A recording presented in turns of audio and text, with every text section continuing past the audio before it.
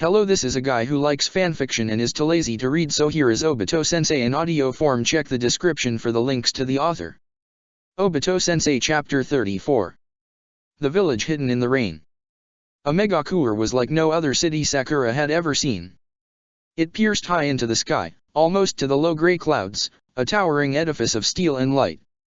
Konohagacour was a broad city with many short buildings that sprawled out in every direction, hidden behind tall walls. A megacour was smaller, Sakura was sure, but its buildings were massive, a metropolis that Konoha would never have dreamed of becoming.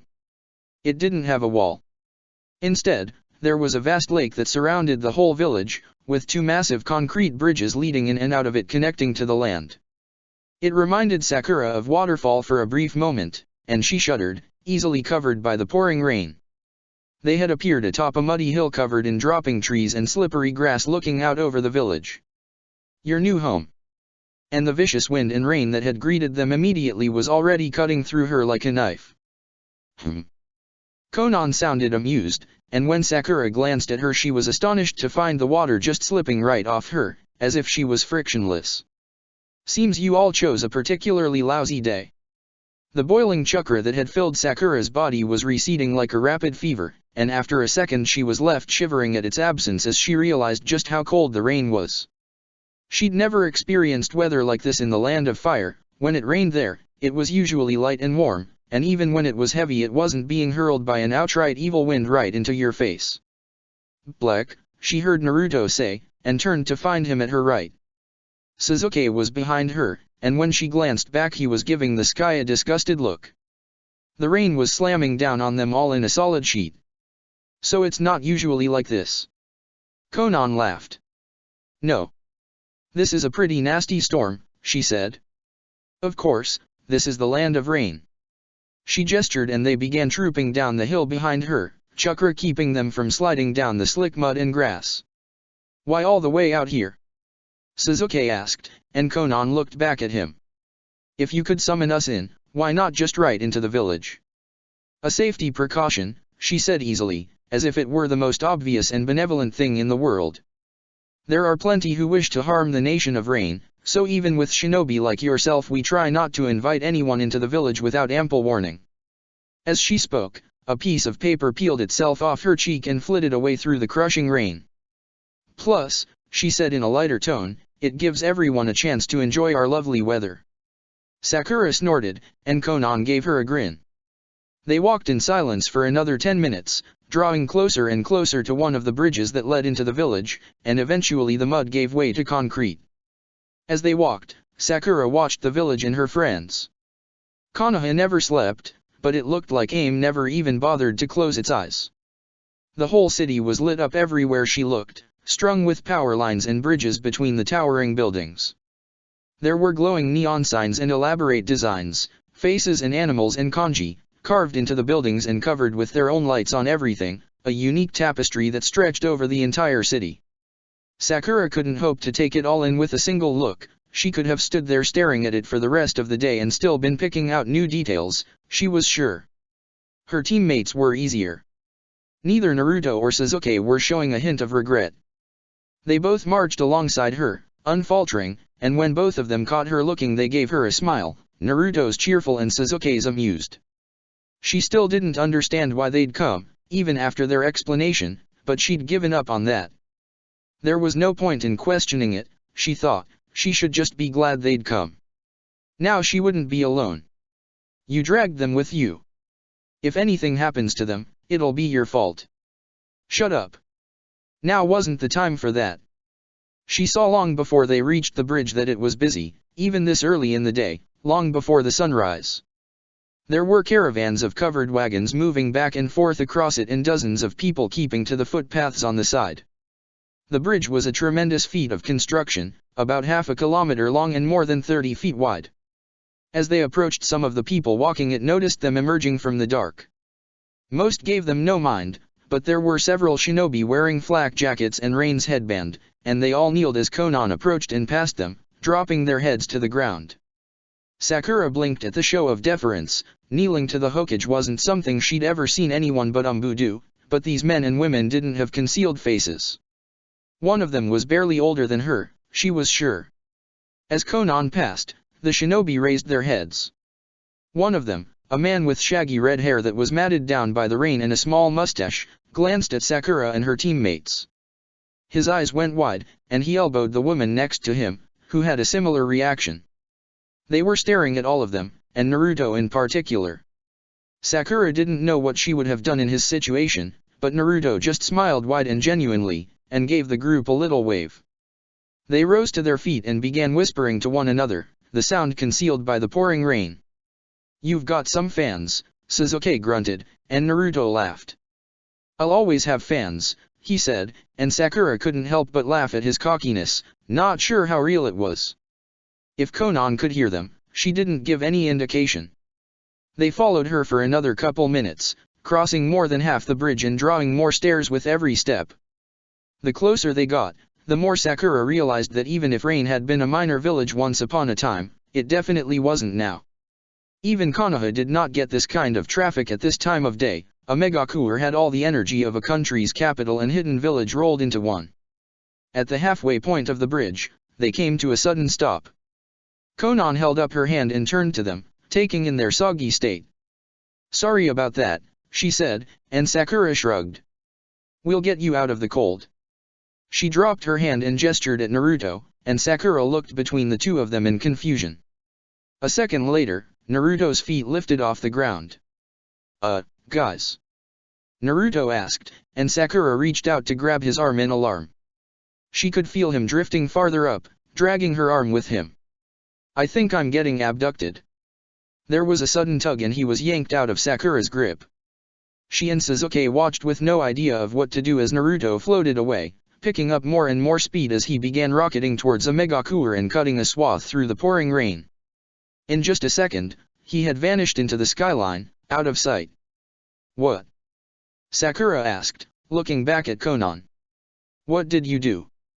Konan pointed at Sasuke, and he lifted off the ground as well. Unlike Naruto, he didn't struggle, he just crossed his arms with an unimpressed look as he was sent flying off into the sky, refusing to change his posture at all as he soared into a megacooler. It was a show, Sakura thought with a blink. She looked around, not bothering trying to catch her teammate, she was focused on the other people on the bridge. Civilians and shinobi alike were pointing and gasping in awe, a couple whooping enthusiastically. Like a little Chunin exam for each new arrival, showing anyone who was around just how powerful Rain was, that they could scoop someone up and drag them inside without any effort. Posturing for foreigners, reassuring the local ninja, and even if they didn't mean it that way, a threat for new defectors. "You won't be able to just walk away." Konan saw the flash of realization in her eyes and smiled indulgently. "You'll see them in just a moment," she said, and as she did Sakura felt an infinite and irresistible gravity gently seize hold of her. Her feet lifted off the ground, and for a second the feeling of total weightlessness overwhelmed her. The rain stopped hitting her. Sakura blinked. She was still outside, only just picking up speed, but she wasn't getting wet anymore. She moved her hand out as she started accelerating, moving farther from the bridge every moment, and watched with open fascination as her hand cut through the rain. It was still wet, but any additional drops that hit it were turned away by an invisible force, rebounding off and soaring into the dark. She was wrapped in a thick invisible chakra of incredible power that was sucking her up into the city at a ludicrous speed. What kind of technique was this? Less than a second had passed, but she was already so far from the bridge that she could barely see it. She was rushing up and up, straight towards one of a megacooler's tallest towers, already over the other ridiculously tall buildings. Sakura felt her heart start to beat out of her chest, her brain finally catching up to her insane speed. She was going to crash, she was going to splatter across the skyline. The building was right there dash. And then, just as she was sure she was going to strike the tower, Sakura stopped. It was a stop without a stop. There was no inertia, her velocity went from past the speed of sound to zero, and Sakura's head didn't even bob forward. That total impossibility only made her heart beat faster even though she was no longer hurtling through darkness. The rain started hitting her again, and Sakura was gently deposited on a balcony that jutted out from the tower's upper levels. It didn't have railings, and she immediately shuffled away from the edge, not wanting to look down. She'd never been this high up before, and the wind was even stronger here. There was a wide double door made of the same dark steel as the tower, and after waiting for a moment to see if Konan had followed her or not, Sakura made her way towards it, trying to project confidence. She was meant to be here, there was no reason for her to be nervous. They wanted her to be here. Right before she reached the door, it opened, both sides swinging open soundlessly. Konan was on the other side. Sakura stopped, and the woman made a welcoming gesture. Had the other been a clone? That would make sense. One of the Amekage probably couldn't afford to leave the village whenever someone wanted to defect. Naruto and Sasuke are waiting, she said, clearly waiting for Sakura. Come in, won't you? Sakura obliged, stepping past Konan, and the door closed behind them. She was telling the truth, Naruto and Sasuke were both there, already drying off and seated on the floor. They both smiled as Sakura sat down next to them, luxuriating in the dry warmth of the tower. Can we do that again? Naruto asked, and Konan laughed. Stay here for now, she said. The room had 3 different doors leading into it, including the double one that led to the balcony, and she stepped through one of them as she kept talking. It'll be just a moment. Then she was gone, and Team 7 were left alone. They looked at each other, and Sakura could see they were just as much at a loss for words as she was. After a second, she shrugged. Wanna look around? She asked. Sasuke gave her a questioning look, and she raised an eyebrow. The room? I doubt they'll care, he said. He stood up and Sakura mirrored him. Naruto stayed on the floor, leaning back on both hands and staring at the ceiling. It was an interesting design, Sakura thought. The room was circular and the ceiling was slightly raised in the center. It was covered in swirling art of the elements, fire, water, air, earth, and lightning all mixed together and traced intricate figures across the whole space, drawing countless elegant designs. She tried to follow one arc of lightning from its beginning to its end and was lost halfway through in a snarl of water. The room itself was pretty Spartan. There were a half-dozen chairs lining one of the walls, an odd egg-like design with a cushion in the center. There was a short coffee table in the center with mats set around it, but it looked old and dingy. In general, the room looked like people didn't spend much time in it, but if that was the case, why had they been brought here? Sasuke said. Sakura looked over to find him examining the hardwood floor. What? She asked, and he shook his head. Just to know what kind of wood this is, he said, and Naruto laughed. It's wood, he said, rapping his knuckle on it. What's the difference? There was a difference, Sakura thought. They were in a foreign country, in a foreign village, surrounded by foreign ninja and foreign weather. Even the floor was unfamiliar. She felt the enormity of her decision rear up behind her like a hungry shadow and dismissed it with a wave of her hand. She was meant to be here. There was a click, and they all turned to look as one of the doors opened. It wasn't Konan who came through this time, but 2 men instead. They were both tall and lithe, and dressed in simple black armor with a half-cloak covered in the Akatsuki's symbols hanging off their left and right arm respectively.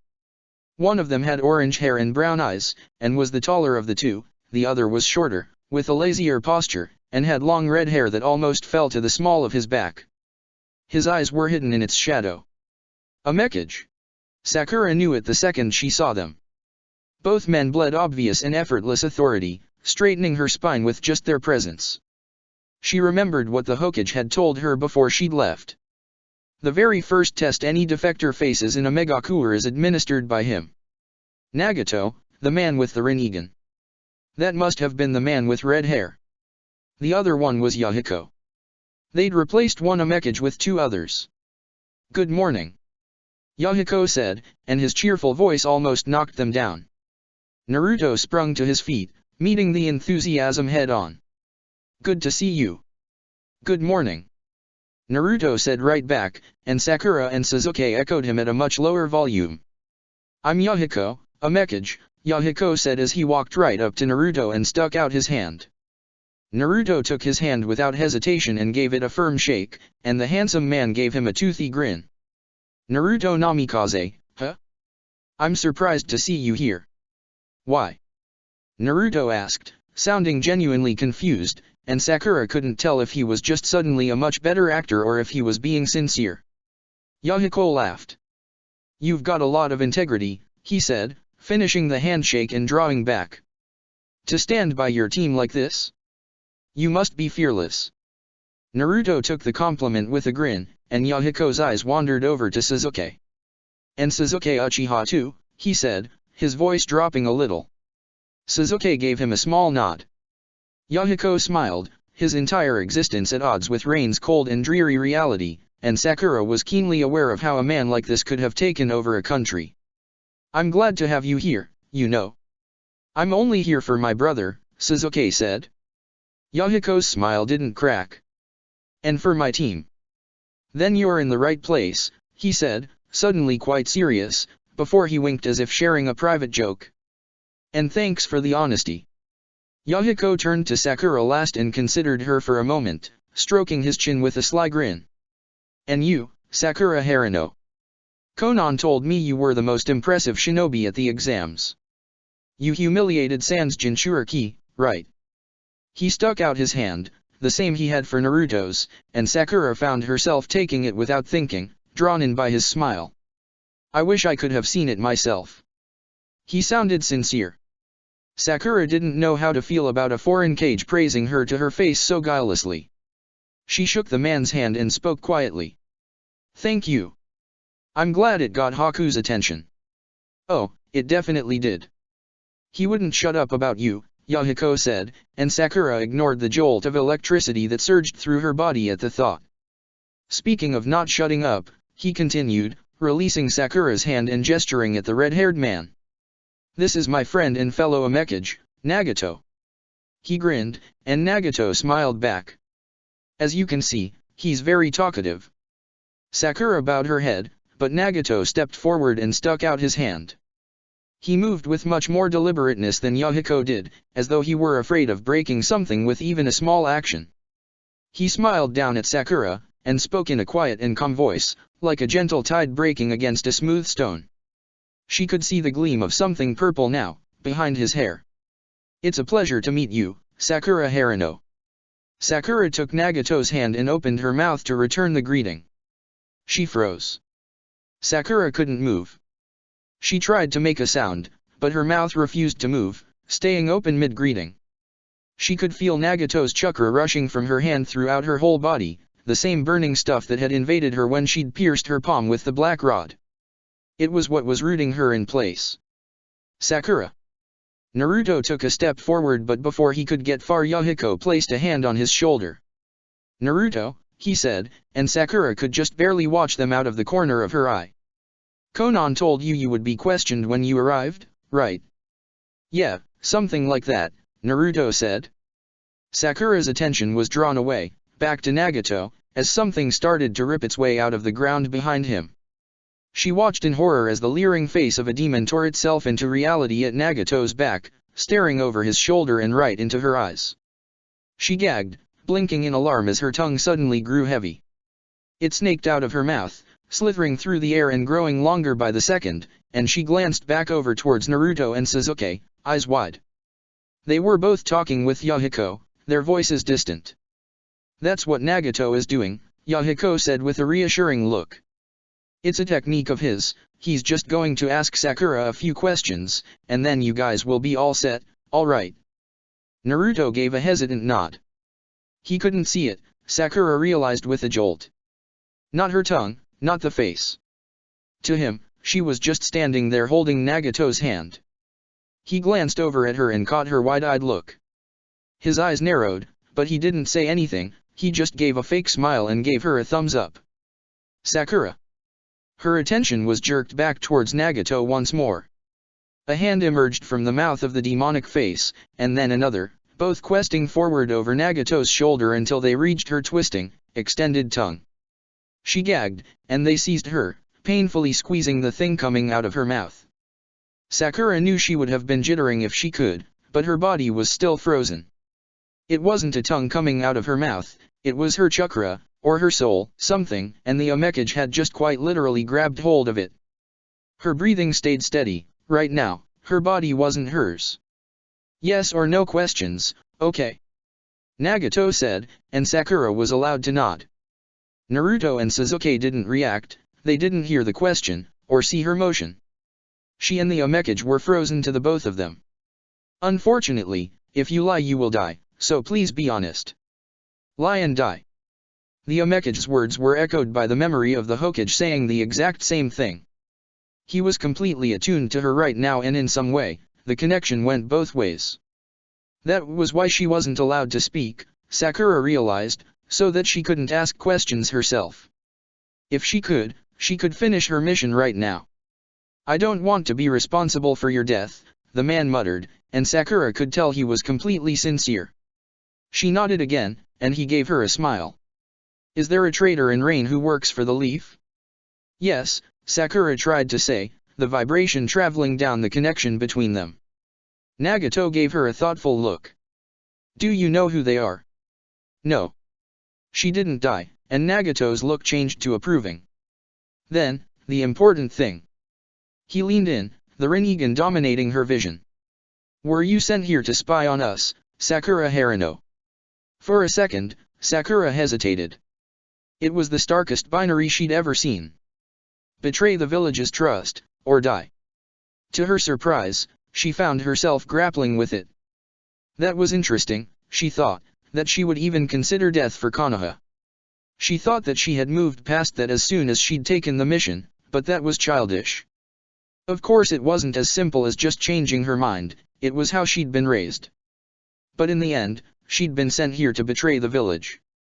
The Hokage had even told her what to do in this exact situation. Tell the truth, no matter what. Become a loyal shinobi of the nation of Rain, no matter what. Her mission wasn't to die. Even if you have to deceive yourself. Yes. She matched Nagato's gaze without flinching, and he raised his eyebrows. The hands wrapped around her soul released her, withdrawing back into the demon's face with a snap, and it sunk beneath the ground and out of sight. Nagato straightened up and released Sakura's hand, and she was suddenly in control of her body once more. She gagged at the phantom sensation of her tongue filling her mouth, and Sasuke came to her side. You alright? He asked, and she nodded. She's perfectly fine, Nagato said gently. My apologies for that, safety can be an uncomfortable business. He turned to Yahiko, who gave him a curious look. It's just as we thought. Oh. Yahiko asked, giving Sakura another obvious appraisal. Brave of you to tell him. Wouldn't you have known anyway if I'd died? Sakura asked, and Yahiko laughed. Both Naruto and Sasuke flinched in alarm. That part's a bluff, he said, and Sakura had no idea if he was telling the truth or not. It was so strange to have to return to body language and tone of voice after being so thoroughly wired to Nagato's soul. What? Naruto asked. Sakura, what happened? I told him the truth, Sakura said, and Naruto gave her an incredulous look. About why I'm here? As Naruto sputtered, at a loss for words, she turned back to Yahiko. But I was only using that as an excuse. To come here? Yahiko asked. She nodded. I was curious ever since Haku told me about the Akatsuki during the Chunin exam. She couldn't afford to focus on anything else, it was just her and Yahiko now. She had to make this the truth, dig up a part of her where it was and make that her entire reality. Sakura was sure that was her only chance. I'm too young to have seen war, I don't ever want to. My sensei's friends died in the Third War, and my parents both fought in it too. They never talked to me about it even when we liked each other. She shifted, trying to sell some very real uncertainty for another purpose. What Haku told me made me think the Akatsuki were the only ones really trying to prevent that sort of conflict, that all of the other villages, Konoha included, were just stuck on that path, always creating more violence. That's why I wanted to come here, to see if that was true. She gestured at Naruto and Sasuke. They didn't know about my mission, they caught me while I was trying to leave. That's why they're beat up. All the truth, missing some words. She smiled. They refused to let me go alone, and I was selfish. I was scared to go leave, so I let them come. Let us. Naruto rolled his eyes. He'd caught on, Sakura thought. No matter what the circumstances, their teamwork was still perfect. It was either that or we'd beat the crap out of her and drag her back. Ha! Yahiko chuckled. I guess you're even better friends than I figured. He leaned back against the wall, his arms crossed. You felt out of place in Konoha, he said, directly addressing Sakura. You felt like you were asking questions you weren't supposed to. Yes. She didn't have to think about lying, that was completely true. That's all that matters, Nagato said, his soft voice almost wistful. He gestured delicately to the designs flowing across the room. Rain is always happy to welcome spies. He smiled. We are the greatest confluence of spies in the world. Spy Central, Yahiko laughed, and Nagato chuckled. And I'm sure Minato knew that when he chose you, Sakura. He grin went a little sideways. You being sent as a spy isn't a problem. I don't even know how I'd do it, she admitted. So that's kinda a relief. It should be. Being a spy is hard. Yahiko said with his easy laugh. You shouldn't worry about it, the only thing you should worry about is whether you can take the nation's beliefs into your heart. He shifted, his posture changing a little, and Sakura cocked her head. For the first time, Yahiko seemed completely serious. He reminded her of the Hokage, the way he'd focused as they'd sat at his desk and discussed her mission. If you can, that's great, he said. But if you can't? His face grew hard. If you don't become a true shinobi of rain, you'll be a traitor to both the leaf and the rain. He was like a knife, so sharp that his words pierced right through her. Do you understand what I mean? Sakura swallowed, feeling her sword at her hip. It wasn't a crass threat, nothing so blatant as I'll kill you. He definitely could though. But the meaning was obvious. She wouldn't have a home. She wouldn't have any allies. No one would trust her, she would be as good as dead, just another rogue ninja with nothing to live for but themselves. I understand, she said. Yahiko's cold face vanished as quickly as it had appeared, and he was back to his normal self. He winked, as if what he'd just said hadn't made Sakura's heart drop into her stomach. The world opened up again as she breathed out, and Naruto and Sasuke and Nagato were there once again, silently watching the proceedings. Awesome, he said. Another one of the doors opened, and two Konans stepped through, apparently identical. Come with me, the one closer to the door said, and Team 7 faced her as one. I'll get you all situated. Good to meet you, Sakura, Naruto, Sasuke, Yahiko said with a jaunty wave as they passed him. I imagine we'll be talking again soon. Until then, get to know the village. He grinned. After all, it's your new home. The door closed behind them, and with no idea of what else to do, Sakura and her friends followed Konan deeper into the tower. ####. After the children had left, Konan waited by the door a moment until the sound of her clone's footsteps had completely dissipated. When it was gone, she nodded, and Yahiko sighed and sunk down in one of the circular chairs lining the walls. Yeesh, he said, and Nagato let out a little laugh. I didn't expect this. It was optimistic, Nagato said, joining him in another chair, to think all three of them would come. His ringed eyes shined with amusement. Too good to be true. And yet that's precisely what happened, Konan said, walking away from the door and pacing in front of the two of them. She'd been just as surprised when she'd met Sakura and her team in that field, but the situation had been obvious to her immediately. The injuries on the boys, Sakura's tense attitude, it didn't matter if she was genuinely defecting or not, she'd been caught in the act and that shame had only sharpened her resolve. But it's a dangerous gift that the leaf has sent us. Very, Yahiko acknowledged. They've got enormous potential, all three of them. He leaned back in the chair, hands laced behind his head. That alone would bring a lot of attention, but the fact we've got the Hokage's son and a genius Uchiha. Too, Konan gently reminded him, and Yahiko rolled his eyes. I'm sure that's why they're here. It's certainly why Sasuke is. To see if it's true. Yahiko said, and Konan gave him an unimpressed look. He laughed. Well, I guess that's sensible.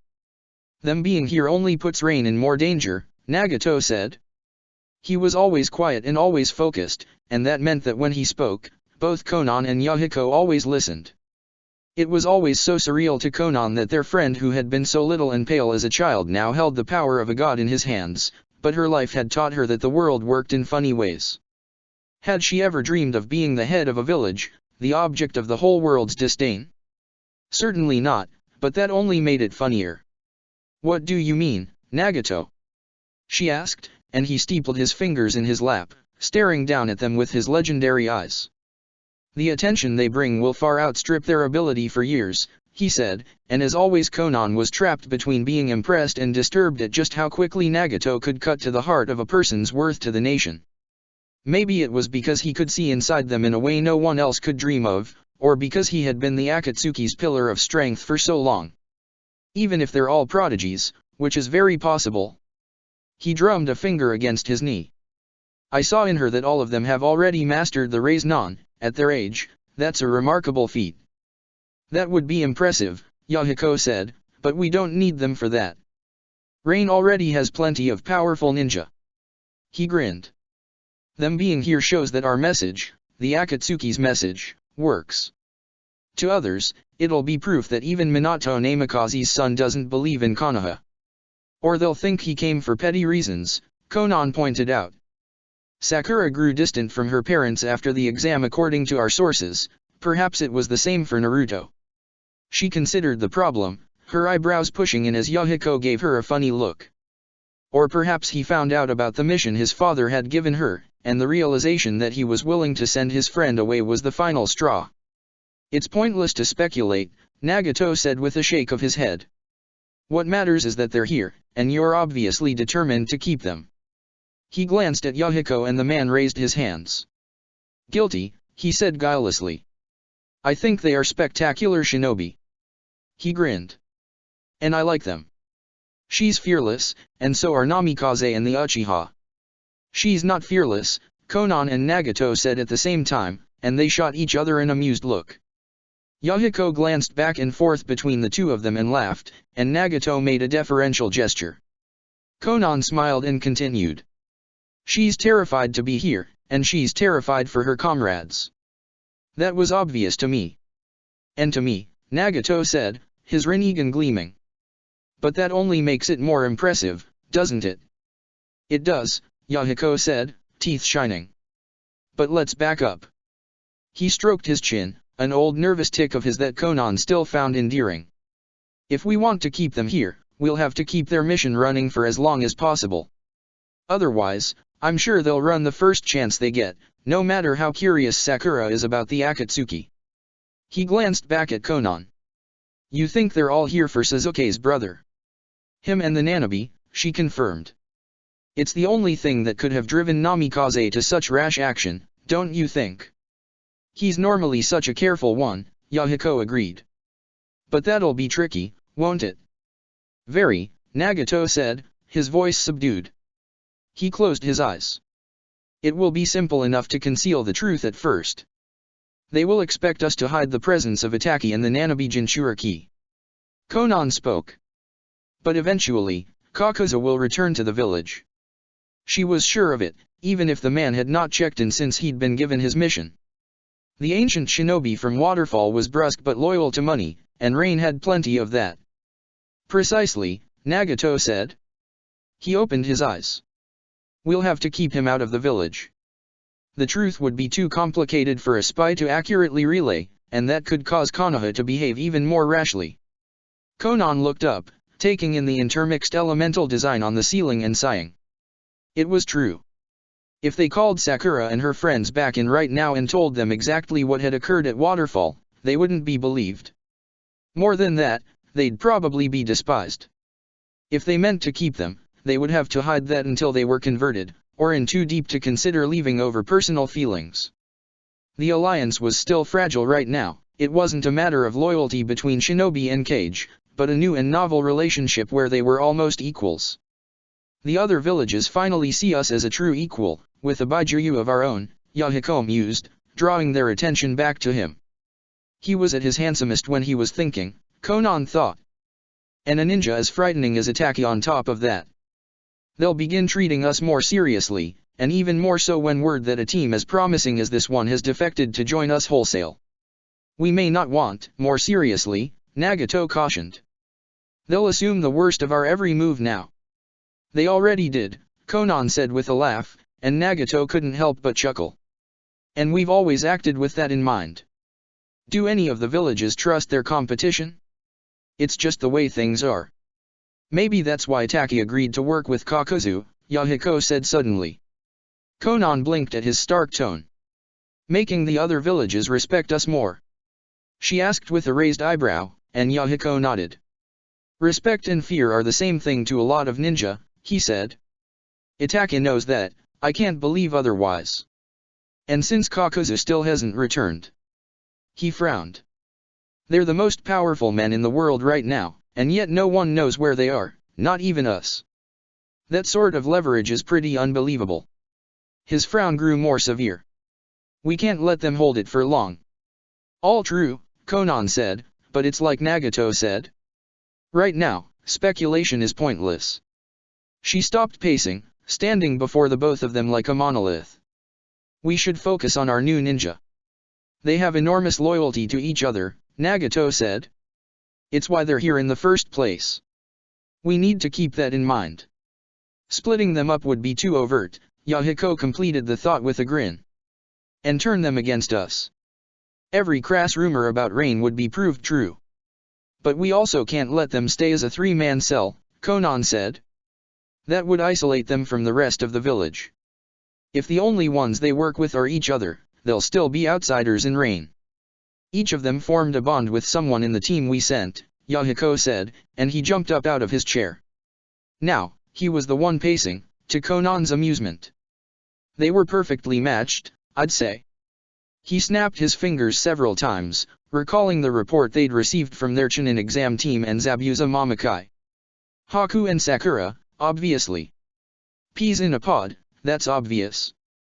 Their jutsu are even complementary, it's like it's meant to be. Kabuto and Naruto got along well, and he's perceptive enough to be the perfect bodyguard. Konan nodded, since it was self-evident the Hokage's son would have to be guarded. He, more than anyone else on the team, would attract unpleasant attention from the other villages. And Suijutsu and Suzuki. Yahiko trailed off, and laughed. From what Haku said, they just bickered, but they're teenagers. There might be something there. And if not, Suzuki strikes me as an independent guy. He could operate in just about any cell successfully, I bet. He stopped pacing with a grin. Friendship and trust are a powerful thing, he said, squeezing Konan's hand. She squeezed him back, and Nagato snorted at their show of affection. They're what let us overthrow this country. We just need to rely on them forming those bonds, and they'll do all the work. You're right, Nagato said. As usual, Yahiko. Anything to add besides flattery? Yahiko said with a roll of his eyes, and Nagato gave him a grin. Don't forget that we're dealing with the lives of rather brilliant teenagers, he said. They will surprise us, it's inevitable. You say that our friendship let us overthrow the daimyo, and that's true, but now, we're the status quo in this country, if we're not careful, their friendship could overthrow us. What a cheater, Konan thought. She was sure that Nagato would be just as insightful even if he couldn't read people's minds, but that extra help from the Rinnegan definitely helped. She squeezed Yahiko's hand again and stepped away, regarding both her teammates. Leave them to me, she said. Nagato gave a grateful nod, and Yahiko a curious look. I'll take care of their lodging, assignments, and integration. I believe they're important enough the extra attention will be worth it. She pointed at each of them in turn with a small smile. You keep yourself busy running the country. The nation has to keep growing stronger, and the daimyo's hold on the world weaker. Her smile grew a little cold. More than anyone, we have that responsibility. Things will only escalate now. If you'll take them, Yahiko said cheerfully. I bet they'll prove a handful. I'll take them, she said, planting a quick kiss on his cheek. To tell you the truth, I'm excited. Yahiko blushed like he was still a teenager, and Nagato stood up with a mocking grin. The Omekage left the room as one, returning to their duties as the rain poured down outside, a distant crack of thunder barely penetrating the room. I think this could be the thing we've been waiting for, the last little push that could change everything. Obito Sensei Chapter 35. New day, new you. 2 days since they'd arrived in Omegakure, and for the first time Sakura saw a blue sky. She stopped chewing on her sweet dango and blinked as she looked up through the narrow steel portal to the sky that was visible through Omegakure's towering buildings. The sky looked the same no matter where you were, and that gave Sakura a bit of courage. She looked over to the boy sitting on the railing of the balcony with her, idly sucking on a popsicle. "Does it clear up like this often?"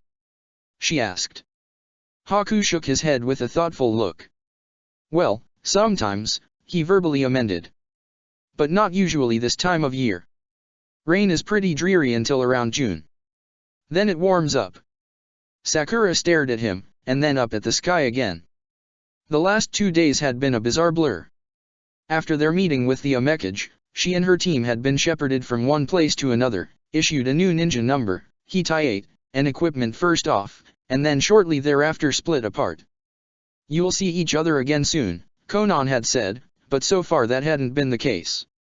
Sakura had been given a new apartment, ninja housing that would normally be subsidized by the government of the country but now was simply owned by the village. It was a single-room suite with an attached bathroom, smaller than her parents' home but bigger than her room there. It felt wrong for Sakura that she would be rewarded for defecting with a bigger room with a wall-length closet, whose door was a mirror, and a nice oversized bed, but it made sense to her. Rain would naturally front-load luxuries and preferential treatment for new shinobi, especially ones they'd invested in. Naruto and Sasuke probably had even better places. There was no way the village could afford to give every ninja their own space like Sakura's. Right? Right after Team 7 had been split up, Sakura had met with Haku. The boy had just come back from a mission, his Akatsuki Haori covered in mud and rain. He'd been accompanied by the burly man with a butcher's knife sword that had been with Konan at the Chunin exams. Haku had introduced him as Master Zabuza, and Sakura had recognized the name from their midnight talk. The memory of the smile Haku had given her when Konan had presented her made Sakura shiver. The androgynous boy had looked so ridiculously happy. What had she done to deserve a smile like that? "Are you worrying it won't be as nice as Konoha?" Haku asked, and Sakura shook her head, both as a denial and in an attempt to stay in the present.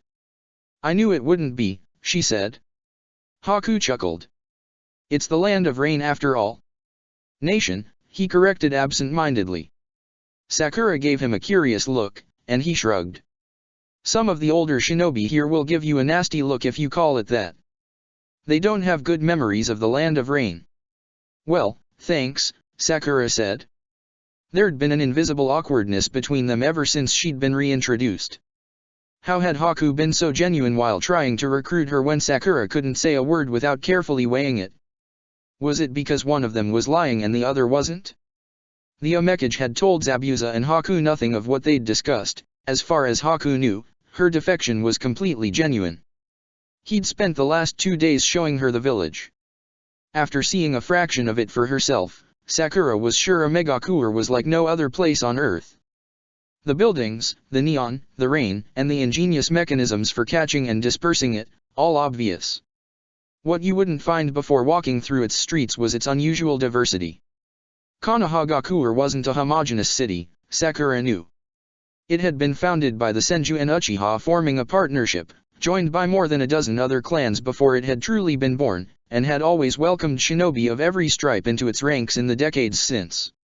It had a large civilian population drawn from every corner of the Land of Fire and beyond.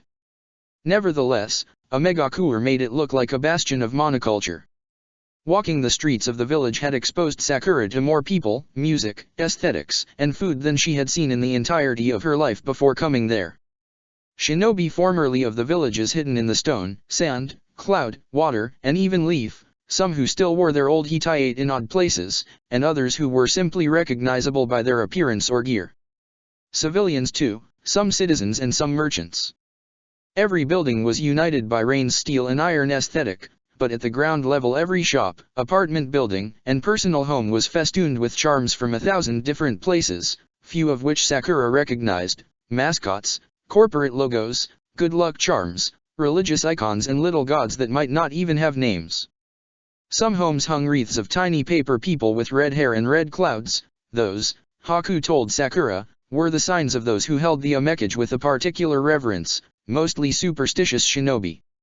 Rain, Sakura quickly realized, was the center of too many things all at once: a political revolution, a gathering of military might, multiple ethnic diasporas, and more. Rain was like a glittering gutter that had collected everything that wasn't welcome in the other countries and villages over the last decade, and it presented such a maddening mix that Sakura wasn't sure she would be able to fully wrap her head around it in 2 years, let alone 2 days.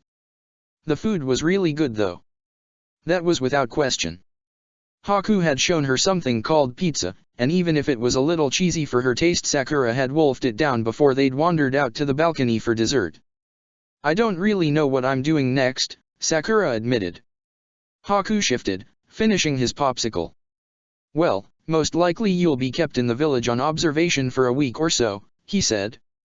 Sakura leaned in, smiling at his casual tone. Your teammates too, of course. Exciting that they came as well. He leaned back, and ice danced along his popsicle stick, picking up what was left of the sugar and juice and forming a new, smaller treat. After that probationary period, you'll probably be sent on a mission, possibly with Master Zabuza and I. That will be to officially test your skills in the field, though of course we're already aware they're substantial. Because of the exam? Or did Itaki report that? Sakura didn't voice the question. Makes sense, she settled for, finishing her dango. Haku gave her a curious look. What changed? He said, and Sakura swallowed. If you don't mind me asking. To bring me here? Sakura asked. He nodded. I don't know if I could tell you without sounding like a baby, she said after a second, and Haku laughed. Try, then. Sakura looked down. Her apartment was on the 28th floor of the complex. The street was a dizzying distance down. We got a mission after the Chunin exam. To go find one of the Sunin. Live the lie. Make it not a lie. Tell the truth. The Toad Sage, Jiraiya. He was in the village hidden in the waterfall. Haku's smile faded. Waterfall? He asked. Sakura tried to keep her forehead from scrunching up as she overanalyzed his expression. Did he know something about what had happened to the village from rumors, or from a mission report? Yeah.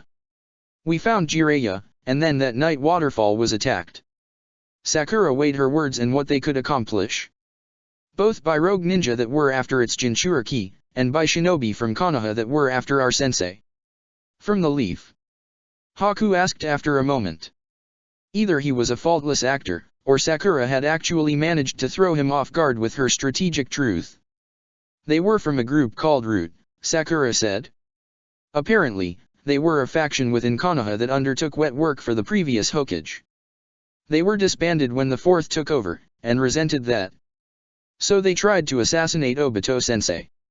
She leaned forward on the railing, sticking fast to it with chakra and stretching out over the street, looking down the 200 and some foot drop. One of them used a mind control jutsu on me and stabbed him with my sword. But he ended up killing them. Wow. Haku sighed and finished off his regenerated popsicle. But what exactly about that? It made me think about how Konoha was fractured, and how there were probably more people like that in it who would kill people just because they didn't know how to do anything else, Sakura said. She hopped back down onto her balcony. And more than that, she said more confidently, when I met Jiraiya, I realized he was the person who had given the Omekage their beliefs in the first place, and Root had wanted to kill them too. She clenched a fist. It made me want to find all that stuff out for myself, and it made me remember our conversation in the Forest of Death. Right then, I wanted more than anything in the world to not just be another shinobi. I wanted to be one who left things better than when I became one. She breathed out shakily, aware of her pounding heart as she lost track of what was the truth. Haku cocked his head. But your teammates he started to say, and Sakura laughed. Got dragged along, she said, before correcting herself. Well, that's not quite true. One of the rogue ninja that attacked Waterfall was Sasuke's brother, and he said he was working for the rain. That's ridiculous, Haku said. Sakura blinked at his harsh tone. The nation would never take in someone like Itaki Uchiha. A mass murderer like that. Sakura shrugged. You'll have to tell Sasuke that. He was convinced Itachi was telling him the truth. About everything, she internally amended. When I left, there was a fight, but he told me that he wanted to come with me to find his brother. After that, Naruto had no choice but to come as well. You're lucky to have such good friends, Haku said, and Sakura blushed. And you're even luckier to have had a revelation like the one you did. Plenty of ninja could have gone their whole lives without a moment like that. I guess, Sakura said a little doubtfully. It had just been self-evident, hadn't it? I feel a little guilty about it. About Naruto and Sasuke. A nod. That's understandable. But they'll both find their own reasons to stay, beyond just you and each other. That's how the nation is. Once you're inside, you start to see the rest of the world clearer and clearer. It'll be the same for them, I'm sure. I'm terrified it won't be, Sakura said. Honesty, honesty. Be Sakura Haruno, defector.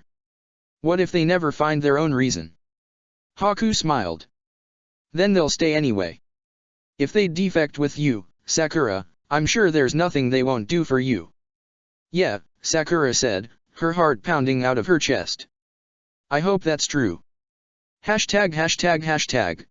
A week passed, and Sakura still saw no sign of her team. She wandered the city, spent time with Haku, and learned new routines.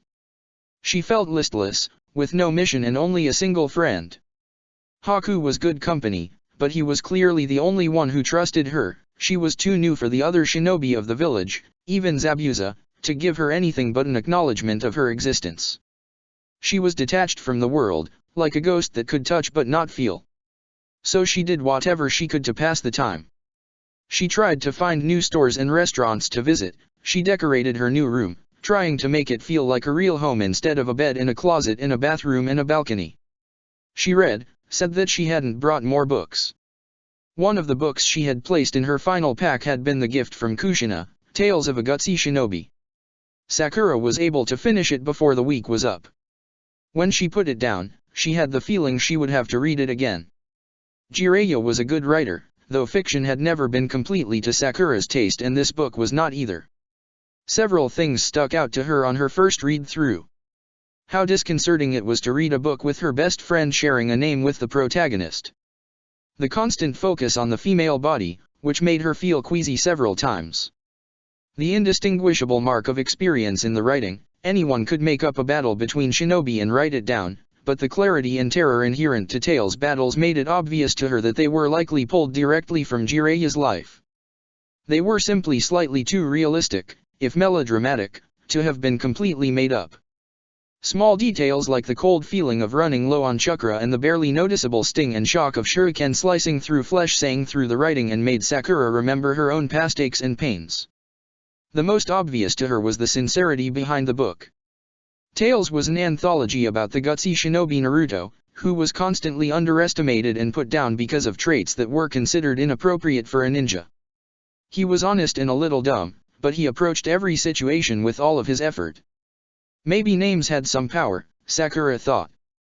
But what made Tales different from the average shinobi action fiction you could pick up in any bookstore and forget before you put it down was its focus on empathy and understanding.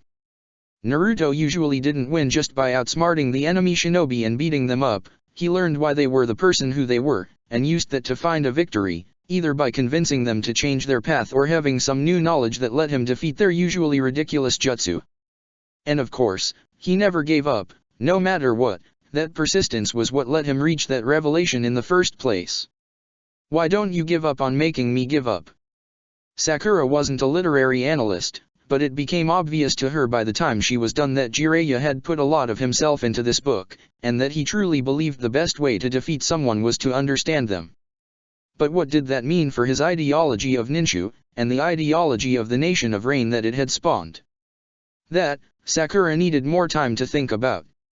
She'd left the book half open on her nightstand, laying face down and open to a page where Naruto cut out a shinobi's stolen eye. 8 days after they'd arrived, a shinobi she didn't recognize came calling for her. When she opened her door, summoned by the sharp triple rap upon it, she found a woman on the other side. She was a shinobi in her middle age, perhaps her 40s, with sharp features, dirty blonde hair, and gentle green eyes. She only had a couple inches on Sakura, and that more than anything made Sakura start as she realized that she'd spent the last year shooting up in height, that she was already almost level with an adult. "Sakura Harano?"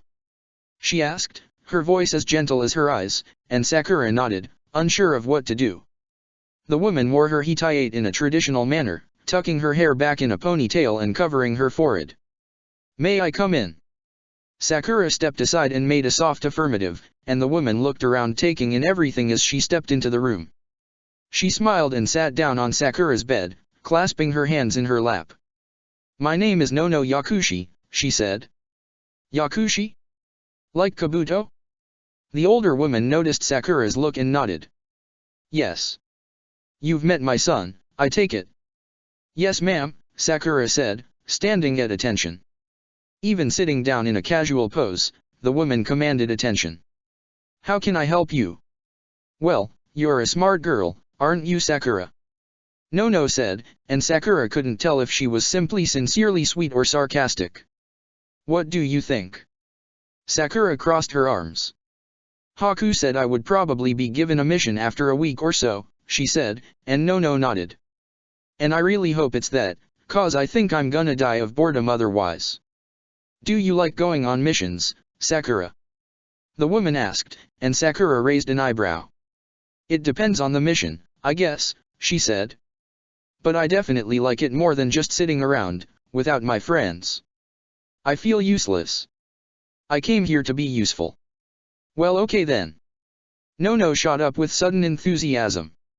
Sakura almost jumped back in surprise. "In that case, let's get you out of here. Meet me at the Eastern Bridge in 30 minutes, all right?" She winked, striding out the door. "Looking forward to it." Sakura watched her go in shock, and when her door closed began looking around frantically. A mission? Her first mission for a megacour? It had been so long and yet she'd thought she'd have more time, the days passing in a blur like turgid lightning. What kind of mission was it? Nono hadn't even said. "Calm down," Sakura thought as she began to pace. This was part of the test. "How do you, Sakura Harano, defector, pack for a mission you know nothing about?" That's something that tells them something about you. What do you want to tell them? What's the truth that you don't want to hide? Jack of all trades is a master of none, but usually better than a master of one. It took 15 minutes for Sakura to pack a generalist pack, enough food to last 3 days, a change of clothes, 24 kunao and half as many shuriken, 10 feet of steel wire, 20 of rope, and more. She was gripped by a sick déjà vu. This time her father wouldn't be there to pack her a sandwich and get a peck on the forehead. She was alone in this room, alone in a building filled with people in a village bursting with more. She felt something hot well up in her eyes, and shook it off with a grunt. She slipped on her frilled jacket in her sheath, the sword concealed under the pink frills, and then shucked on her pack and made her way towards the door. She stopped, looking at herself in the wall-length mirror. Her hitayate was fine, but she felt like she was missing something. After a second, she looked back at the table next to her bed. There was a lacquered black box sitting on it, Konoha's leaf carved into its top. She slipped back to her bedside and opened the box, its golden hinges silent, and stared down at the bespoke blade within. She'd never taken it out of the box before. Even looking at it made her stomach twist. "I hope you like it." Sakura reached down and picked up the knife, feeling its perfect balance for the second time, the way her chakra slipped into it as naturally as water into a cup. She spun it once, and then placed it in a smaller sheath on the other side of her hip from her sword. She'd never used that one yet either. She let out a sigh. "Ready." Sakura left from her balcony, gently closing the sliding door behind her, flitting through the dense upper reaches like a sparrow. Up here, she was just another shinobi with a pack, a megacour was full of them, hundreds of other ninja bouncing from building to building on errands as they navigated the urban forest of balconies, signs, power lines, communication cables, and 1,000 other obstructions. For a ninja, all of the hidden rain was navigable from the lowest alley to the highest rooftop. The rain today was light, barely a drizzle from the gray sky, and Sakura didn't even notice it as it dappled her hair and jacket. She took her time making her way to the bridge, wondering who she'd find there and knowing she still had about 15 minutes. What day was it? She'd partially lost track in her mini-purgatory. Tuesday, she was pretty sure. The city was bustling with life. An older couple gave her a cheerful wave through their window as she rocketed past, and she didn't even have time to give a hesitant wave back. The streets below surged with activity, markets that had sprung up overnight and moved with the crowds filling the air with excited shouts and the smell of food, perfume, and incense. It was all still overwhelming, and as the buildings started to become shorter and smaller at the edges of the village, Sakura was glad to leave the noise behind. She bounced down an alley and walked out into one of the main thoroughfares, trying to control her breathing as a gaggle of screaming children ran past. When she arrived at the wide bridge 5 minutes early, Nono was already waiting for her. "Hey, you're timely," the woman said as Sakura approached. She was leaning against one of the huge railings that span the bridge and staring out over the lake. "That's good. Will it just be the two of us, Yakushi-sensei?" Sakura asked, and Nono waved her off. "First off, I'm not your sensei, so don't even think about it," she said. "Please just call me Nono." She smiled. "The Omekage believe you're independent enough that you won't require that, Sakura." "I appreciate that," Sakura said, and she did. Even if it might be a ploy, the notion that she was trusted enough that she didn't require a new sensei here gave her a weird satisfaction. Was this their way of saying she was a Chunin? That would be funny, both here and in Konoha, and at the same time. She suppressed the giggle. "Second," Nono continued, "we'll be accompanied by one other." She straightened up. "The Chunin exam may have given you a different idea, but the Nation of Rain organizes its ninja a little differently from Konoha and the other villages. Are you okay with that?" "Of course," Sakura said, letting her curiosity burn. "How is it different?" "Most villages organize teams of 3 with a jonin or special jonin leader." Nono stated the obvious. Though naturally in wartime those organizations become more fluid, with squads combined into larger teams, platoons, and companies. "I hope you're familiar with that." Sakura nodded. "I'm sure if it came to war Rain would be the same, but our peacetime teams are organized in cadres instead of squads, each has 9 members. 9. But not for every mission, that would be too many," Sakura said. Nono smiled. "Precisely. So instead, that group of 9 is normally split into flexible teams of 3, though it's not impossible they could all be sent on the same mission in some circumstances." She gestured towards the village. "So for example, the cadre that you're a member of is Cadre 33, which was newly created when you and your team arrived. All 3 of you are members dash." Sakura tried to suppress the thrill of excitement she felt at that news. They were still in the same team. They weren't getting split up. "Along with myself, Zabuza Mamakai, and myself," Haku said, and Sakura spun in surprise to find him behind her. He gave her a playful grin. "Who will be coming along on this mission?" "Haku!" she exclaimed. "Does that mean Kabuto and Suijutsu are in the cadre as well?" "They are," Haku said. He looked a little different, Sakura thought, covered in almost a dozen tiny packs, his Akatsuki half-cloak concealing some of them, and his hair pinned up with 2 senbon. He was frankly beautiful. "Along with one more shinobi who you haven't met yet." "Right," Sakura said, trying to get the word beautiful out of her head. "Number 9. Who are they?" "A girl named Karen," Nono said. "You'll meet her soon, I'm sure." Sakura wondered what she was like, but another question superseded it. "So, where are we going?" she asked, nodding towards the village. "Out of the village, I assume." "You'd assume right," Nono said with an amused look. "We're going to check in on one of the minor villages. They've expressed interest in a partnership with the nation, we are only going to get the lay of the land." "Which village?" Sakura asked. Haku laid a hand on her shoulder, and she jerked at the touch. "Waterfall," he said soberly, and Sakura froze, the rain pattering against her face. "Waterfall?" She didn't want to go back there. She tasted ash and fire. "We've long resisted becoming Leaf's ally." Sakura blinked. "Okay," she said. She noticed Nono's lack of reaction. Haku had already shared this with her, she was sure. Had she been selected for this mission specifically because of that? All that only took a heartbeat to process, and then Sakura breathed out. Okay, she said again, and then cracked a smile. I didn't think I'd be going there again so soon. Good attitude, Nono smiled. Sakura couldn't escape the feeling that she was being graded. Shall we, then? If we leave now, we should be able to make it there by sunset. Waterfall was closer to rain than the leaf. Was that why they were reaching out to the nation? Or were they reaching out to both, weighing their odds? Sakura didn't know, but the question burned inside her. She'd just barely arrived, and already she could see the weight the nation of rain was applying to the world. Assuming Nono was telling the truth, of course. They left rain behind, and Sakura with her thoughts. Hashtag. Haku and Nono were good traveling companions. They cracked jokes, pointed out interesting sights, and told Sakura about their past missions as they traveled. She tried to reciprocate, but that awkwardness was still there, the invisible barrier of novelty. Nono had been right. They reached territory Sakura recognized shortly before the sun began setting, casting brilliant red light across the treetops. Traveling through the land of rain was interesting. The rain seemed to have a life of its own, pounding down in some places and barely present in others, and its constant presence had ground down the nation into mush for long stretches of their travel.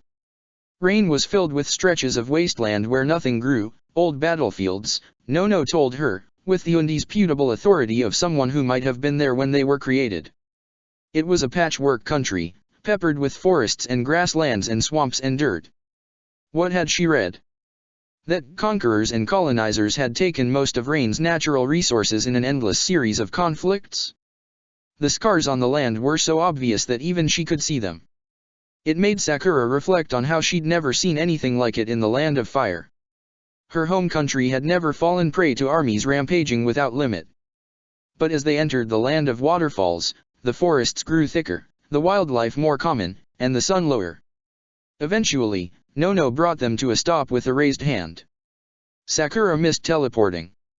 She didn't mind the long-distance running that most shinobi used to travel, but she was definitely realizing Obito's Kamui had spoiled them. We're on the edge of their patrol area, Nono said. I'm sure they've been told we're coming, but we should still move slow and steady, all right? Of course, Haku said as they tightened their formation and began walking together. They patrol in teams of 3, Sakura said, the memory drifting back to her. 2 less experienced shinobi and a team leader. Sorta like this one, she thought. Though maybe that's changed, after what happened. Probably not, Nono said with a shake of her head. Waterfall, even more than any other village, needs to keep up a show of strength. They can't afford to lessen their patrols. Right, Sakura said. She was surprised at how violently her skin was crawling. They weren't even in the village. Had it made that much of an impression on her? No, she thought in a moment of welcome clarity. It hadn't been the fire or the blood, it had been the way she'd been kidnapped out of her own body. Root was what scared her, not Waterfall, and the man who'd squeezed her soul in his hands was dead. Her sensei had killed him. The thought brought her some peace, and the fear eventually drew back. It was replaced by the feeling of being watched after about 20 minutes, and Sakura began looking around, seeing Haku and Nono make the same tiny motions. Just like last time, they were being observed and not confronted. After 3 minutes of moving closer to the village without being challenged, Nono stopped and cupped her hands over her mouth. Shinobi of the Nation of Rain. She yelled, and the trees rustled. With animals or shinobi, Sakura couldn't tell. We're here to speak to your elder. Elder? Were all the others dead? At that moment, Sakura couldn't remember. A minute of silence passed, and then another. Nono didn't flinch or hesitate, just standing between the trees with her hands on her hips. Right as Sakura began to believe they would be ignored or attacked, a young boy popped out of some bushes about 30 feet away, only showing his head.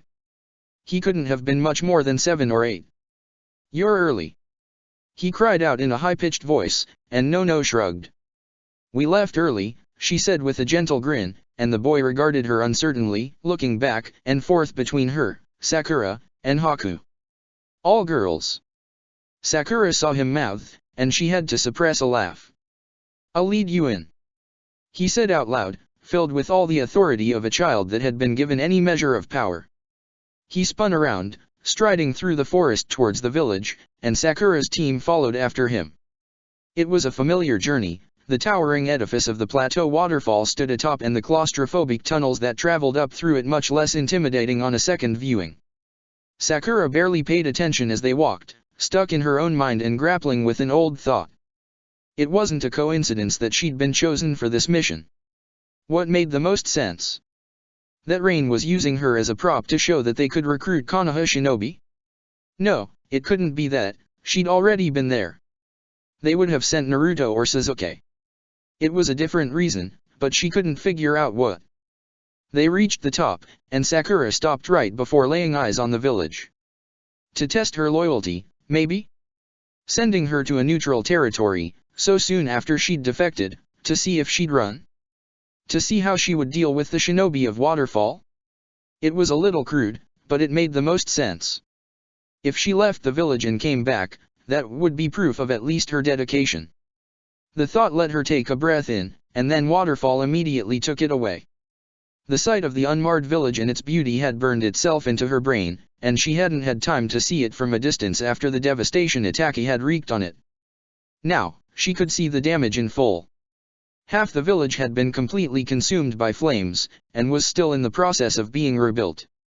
It was covered in shacks and tents, temporary housing crowded with people of every kind. Waterfall was isolated and mostly populated by shinobi. Sakura could see right away that rebuilding would be a slow process without the usual civilian and daimyo contractors that Konoha used for construction. The great tree was seared on one side, nearly 100 feet of thick bark burned to charcoal like a huge swath of ugly paint. The top of it was missing. Sakura had no idea how that could have happened. The whole tree was ragged where it had once been sweeping and gorgeous, cut through by fire and other forces that Sakura couldn't guess at, gaping holes blasted in its canopy. Some of the rings had been damaged, water pouring freely from them into the lake. Sakura blinked, felt her throat clench. Waterfall had been a beautiful place, but now it looked like a plate that someone had dropped off a table. Nothing fit together, some pieces would be missing forever. You know where to go? The boy, whose name they hadn't learned, asked, and Nono nodded. He grumbled. Then I'm going back to patrol. He scurried back into the tunnels and left Sakura's team to their own devices. It's an amazing place, Haku said with genuine appreciation, and Sakura glanced at him. He couldn't see the full picture, she thought. He couldn't see what Waterfall had suffered. Because of Itaki. Because of Rain. She took a deep breath. It was even better before the attack, she said. Haku nodded thoughtfully. I'm sure, he said. Still. I've never seen a place shaped by shinobi like this. They're rare, Nono said, striding forward onto one of the paths that led through the lake to the village's center. Most shinobi only know how to destroy, after all. The thing that shinobi supply is violence. Sakura followed the older woman in a daze, chased by the echo of the past as they made their way into the village and began ascending its rings. They drew looks everywhere they went, shinobi eyeing them cautiously as they went around the business of rebuilding their shattered home.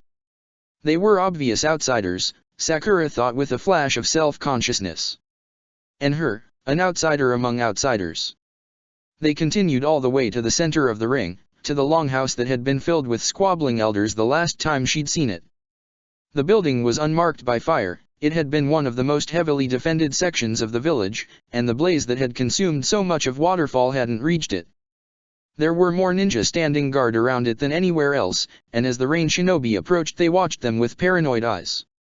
Nono came to a stop at the top step, clasping her hands behind her back, and tilted her head with an innocent smile. Would you inform the elder we've arrived? She said in a sweet voice, and two of the shinobi glanced at each other. One of them, a woman with long blonde hair, muttered something, and slipped through the door and out of sight. They're jumpy, Haku noted. Sakura shook her head. Their home was destroyed in the middle of the night, she said. The boy took note of her heavy tone. I can't believe they're even letting us in. The woman re-emerged and made a curt gesture, and Nono stepped forward. Stay by my side, she muttered. Haku and Sakura obeyed. They were shuttled into the building, ninja from Waterfall at their front and back. The back of Sakura's neck itched, and she looked back. A ninja had slipped out from behind the door to follow them, leaving the blonde woman at the door. She blinked at a jolt of recognition. It was Osaka, the blue-haired girl that had escorted her in the last time she'd been here. The older girl was looking down at her with hateful eyes, her lip curled up in disgust. Sakura met her gaze, unable to look away as she followed Haku and Nono further into the building. The girl looked like she wanted to say something, but reconsidered it after a second thought. Her eyes continued to burn into Sakura's back as she kept pace with them down the corridor. Just like last time, the soundproofing was absurd. Sakura couldn't hear the argument until the door to the central chamber was opened for them. I don't care about excuses. A young man was shouting. If you can't do it, find someone who can. He slammed his fist down on the room-spanning table, now far too big for the room with so few people in it. There were only 3 other shinobi in there with him, all older, all strictly at attention. Sakura recognized the voice. He was the elder with 2 swords strapped to his back, the one who had argued they should have just kicked few out of the village. He was the only one left? She felt her face twitch in anger. As she did, the elder looked over at their entrance with cold eyes, glancing at each of the new arrivals in turn. Sakura, he lingered on for a second longer, a hint of confusion in his expression. He dismissed his shinobi with an angry wave of his hand, and they shuffled out of the room stoically silent. The shinobi that had been escorting them in, Osaka included, replaced them. They weren't allowed to be alone with the elder, that much was clear. What had his name been? Eiji? Sakura struggled to remember anything she'd learned after the battle for the village. You're early, he grunted, taking a seat and rubbing his temple, and Nono gave a slight bow. Haku and Sakura mirrored her, and the man snorted. Please, don't flatter me. We're not here to flatter you, Elder Eiji, Nono said diplomatically. Sakura felt a bit of satisfaction at getting the name right. Only to offer our village's support in your trying times. Yeah, we've heard a lot of that, Eiji said, crossing his arms. Let me get your spiel out of the way, huh? Is it gonna be a tithe, loans, or submission? He started propping up fingers and mockingly knocking them down. We can't afford to give up any part of our mission profits even if we wanted to, so you can fuck off with that. We don't have the ninja to spare. I'm sure a clever group like the Omekage know that, so you know. He grinned. And Waterfall will never integrate with another village. This is our home. So if you don't have anything else dash. The Omekage are not fools, Nono said mildly, and Eiji rolled his eyes. Sakura was frozen, watching a conversation she'd never been a part of before. Was this how all the villages conducted diplomacy, or just Waterfall? If it was, no wonder there had been 3 world wars. They understand asking Waterfall for concessions at the moment would be an insult at the very best. She removed a piece of paper from her jacket, Conan's paper. Sakura couldn't help but wonder, and slid it across the table. That is why they would prefer conditions instead. Eiji laughed, snatching the paper up with a dismissive look. There's no difference, he said, unfolding it without looking at it. A condition is just politely asking for a concession. He glanced down at the paper, and his eyes went wide. There was silence in the room for more than 10 seconds. Sakura and Haku gave each other a look, both clearly wondering the same thing. Nono was still, her hands shoved in her pockets in a lazy stance. You can't be serious, Eiji eventually said, laying the paper face down with a weak laugh. There's no way even Rain could afford this. Why would they offer it if they couldn't? Nono said, removing one of her hands to examine her nails. The Omekage would look like real idiots if you accepted the offer and then they couldn't come through. Maybe they're idiots then, Eiji grumbled, looking more and more uncomfortable. Plus, what would we do in the meantime? Still take missions, of course, Nono said. You have to keep your shinobi up to snuff, right? It just wouldn't be existential anymore. Sakura had no idea what was being discussed, and clearly Haku didn't either. Eiji noticed her confusion and sneered at it. Before, to her horror, she saw the same spark of recognition in his eyes that she'd seen in Osaka's. "I thought I recognized you," he said, and Sakura realized she was being used as an excuse to delay the discussion. Was this her life now, being used as a tool and a prop? "You were here that night, with the rest of those brats." He smirked. "I didn't realize shinobi from the leaf had so few principles. And after all those fancy words your sensei barfed up. Did he make you sick enough to leave?" Sakura stiffened, her blood running cold. All eyes in the room were on her. "It wasn't like that. Why should I care? Sakura Harano doesn't care about the leaf anymore. The village didn't raise you or train you. Your parents did. Your sensei did, Obito did. If the village was insulted, there's no reason for you to care." All those mild and responsible answers raced through Sakura's head, and then the anger in her heart burned them all away. "You don't know me," she said, and she saw Nono cross her arms, face unreadable. This was part of the test. Be yourself, and you'll pass it. She was sure. She let a sneer creep across her face. "Don't make assumptions." "Oh, testy," Eiji said, amused. "Do you let all your subordinates mouth off like that?" he asked Nono. She shrugged. "You insulted her," she said. Sakura blinked as she realized the woman was backing her up, however neutral she appeared. "Did you think she would stand there and take it?" "She certainly did the night we were attacked," Eiji sneered. "I heard she tried to kill her sensei herself." "Driven mad by fear, were you?" Sakura refused to respond. She just locked eyes with the man, resisting the urge to snarl. What was he trying to provoke her for? A grown man, getting his kicks from picking on a teenager? Pathetic. He was like waterfall itself, something that had once been impressive but now was just sad to look at. Eiji stroked his chin and looked down on her before suddenly pushing his chair out and standing up with a laugh. "Rain's offer is tempting," he said, and Nono nodded graciously. "But it's based on conditions. I can accept that, if you let me add a condition of my own." "That depends on the condition," Nono said. Eiji smirked. "She's a swordswoman," he said, nodding at Sakura. Her heart skipped a beat as her anger was doused by the reality of the situation. "And the youngest among you. If Rain really is strong enough to rebuild our village." He leaned down, elbows on the table, and smiled. "Let's have a duel, like proper shinobi, and if she impresses me, I'll agree to your terms, 100%. Sakura was rooted to the ground. Waterfall's leader had just challenged her to a duel? How petty could he be? He was trying to use her as leverage, of course. If Nono refused, he would go on a track about how Rain could impose conditions on their agreement but Waterfall could not, even obviously stupid ones like this. The man's thoughts were obvious to her, he moved in simple patterns. Maybe his swords would too? Nono was already shaking her head. "No," she started to say. "That's obviously dash." "Right now?" Sakura asked, stepping forward. She let her hand wander down towards her sword, and behind her she heard Haku stifle a laugh. She couldn't blame him, Eiji's expression was hilarious. He'd expected a denial, his rhetoric hadn't been structured to account for acceptance. An overconfident moron, that was the kind of person who would think about throwing away someone like Few. Sakura's thoughts boiled with spite. "In here," she continued. "Or outside?" "Sakura." Nono's voice was unreadable. "You understand what you're agreeing to, right?" "I won't be able to step in," went unspoken. Sakura nodded. "I understand, Nono."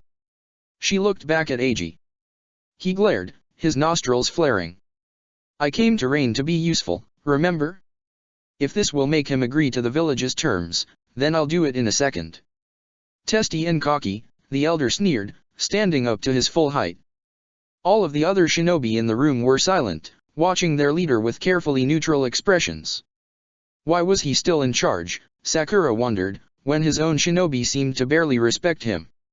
Just tradition, or something else? Maybe, a part of her that had been buried by the anger said, his strength alone could justify loyalty. Too late to take a step back, she had to keep moving forward. "Give your word," Nono said, holding up a hand. "Or this will be for nothing. We're negotiating now." "Why not?" "I'll give my word, and the word of Waterfall," Ag said with a shrug, handing off something of immense value without care. Just like he'd wanted to do to Fu. Outside. The Waterfall shinobi in the room turned as one, making their way out of the chamber. Sakura followed. She had thought her stomach would be turning circles, but for some reason she was calm. If she was a shinobi, and the only thing a shinobi could supply was violence, then the best way she could help Rain and convince them of her loyalty was to win this duel. She didn't have a single doubt. But can't a shinobi do more than violence? Isn't Waterfall proof of that? They trundled out of the longhouse and drew yet more stairs as they fanned out into a semicircle, one half composed of Rain's shinobi and the other half of Waterfall's. The other side of the circle was much bigger. "We should establish some conditions for this condition," Nono said. Ag scoffed. It was a nice day, Sakura thought. The sun was starting to set, casting thick shadows and red light across the plateau. "Blood," he said. "Or screaming to stop. I'll accept either." He sneered at Sakura, once again expecting her to be unnerved. "Sounds good," she said, narrowing her eyes and shucking her pack. She laid it at Haku's feet. She couldn't see any other weapons on the elder besides the dual swords at his back, and as she spoke he slowly drew both of them. They were plain black blades, nothing remarkable that she could see. Possibly chakra conductive metal? She'd never fought two swords at once before. "Tell the rest not to interfere." He barked at Osaka and the others, and they scattered. "I'll be teaching a lesson in loyalty." Sakura gripped her sword, but didn't unsheath it. She also didn't reach for her knife, still hidden under her jacket. She wasn't confident enough to use it yet. "No Yakushi," the elder spat again, a clear note of command. "She's your shinobi, give the command." Nono gave Sakura one last chance. She didn't take it. Instead, she unsheathed her sword. She brought it out alone, there wasn't any water accompanying it. Nono took that as her signal. "Begin." Ag the elder leapt forward as soon as the words were spoken, bringing both blades crashing down in a brutal vertical arc, and Sakura flowed into a defensive posture that Obito had almost literally hammered into her. Her blade intercepted both of the blades in a high guard. Sakura immediately realized she'd made a mistake. The strike was unbelievably strong, her guard almost shattered in an instant. It was like she'd caught a slab of concrete on her sword. Ag growled down at her past his blades as they ground against hers, his arms rippling with muscle as he tried to force his way past her sword. He wasn't bothering with anything she could call technique, only raw strength. Not because he couldn't, Sakura was sure, but because he wasn't bothering to. His strength alone could be enough. "Weak." The man called out, and he kicked out. Sakura let out a grunt of exertion and thrust his blades away in time to leap back, the kick only brushing her stomach. He stomped forward and threw another series of strikes, his swords flashing out. He wasn't as fast as Obito, Sakura thought, but each attack was thrown with so much anger and force that parrying the first almost sent her spinning to the ground. She ducked under the second and skipped backwards, drawing more distance as Ag continued to rush forward, every step a strike and every strike a step. So Rain is the kind of village that lets children represent it. Ag roared, leaping into the air in a brutal roundhouse kick. Sakura ducked the kick, but the man was attacking again before he even hit the ground, spinning low and knocking her off her feet. She hit the ground hard and rolled backwards, out of range of the man's scything blades as he carved at the ground under her. Chunks of rock went flying into the distance as the man's powerful attacks cleaved clean through the stone. "It's pathetic." He reared up, both blades high, and Sakura saw her opportunity. "Shut up!" She shouted back, and kicked herself off the ground, driving her head directly into the man's gut. Ag gagged, rocking back, and Sakura scrambled under his legs as he slashed wildly down at her, only tearing up more stone. She spun back to her feet behind him, leaping over a kick thrown back. But the man was faster than her, another kick struck her out of the air, and Sakura tumbled backwards, falling into the uppermost ring of water that surrounded the longhouse. She came up gasping for air, seeing the area beyond her opponent for the first time. A crowd had gathered, more waterfall shinobi than she would have figured, maybe 24, all watching the fight with interest. Nono and Haku were at the forefront of the crowd. Eiji was stalking forward, twirling his swords and spitting with anger. As she breached the water, Sakura saw Haku raise an eyebrow. She grinned viciously and stood up, pulling herself out of the water and standing atop it. She brought her blade up, and the water came with it. Eiji slowed, his eyes narrowing as Sakura's Ryusuiken took form, the blade beginning to spin and picking up speed. Sakura flourished the sword, drawing more water up. Jutsu, huh? Eiji said, sheathing one of his swords with a swift and violent motion. It was a wonder he didn't stab himself. All right then. He held his other blade out before him, and to Sakura's alarm began making hand signs with his now free hand. There was no announcement of the jutsu, Eiji just spit a fireball bigger than Sakura that roared forward and seared the stone below it. Hey dash! She heard Nono shout out, but Sakura didn't hesitate. She stepped forward and swung her sword with both hands, and the water blade whipped out and cut the fireball in half in an explosion of scalding steam. Sakura shielded her eyes, the blade revving furiously at her side. She heard a splash to her right, the movement hidden by the steam, and swung on instinct. Her blade came around, but before she could complete the attack a hand latched onto her arm with enormous strength and stopped it in its tracks. Sakura's other hand shot down on instinct, towards her waist. The Ryusuiken fell short, but the half-completed attack blew away the steam. Eiji was standing next to her, his hand wrapped around her arm and his blade at her heart. "I'll give you some advice, little girl," he said. He wasn't even sweating, Sakura thought. He had her completely at his mercy. It would be suicide to move. Extending your sword sounds neat, but all it means is that if the enemy gets close to you, your technique is dash. Sakura jerked upwards, and Eiji hesitated. He didn't push his blade forward into her heart. He'd put his sword in a lethal spot to threaten her, but that meant he couldn't actually attack without adjusting it. Not without killing her. Sakura had guessed correctly that despite his rotten attitude, he didn't want to kill her. That meant that instead of dying, she had enough time to flick her wrist and send the tiny blade of water wrapped around her knife flickering upward to cut him cleanly across the chin. Eiji moved his sword, almost as fast, and slashed Sakura across her shoulder, drawing a gout of blood. She didn't flinch, just glared up at him as he crushed her arm. "I could have killed you," he hissed. "You little dash. And I could have cut your head in half," Sakura spat, her whole body shaking with adrenaline. "Congratulations, we're both dead. Let me go."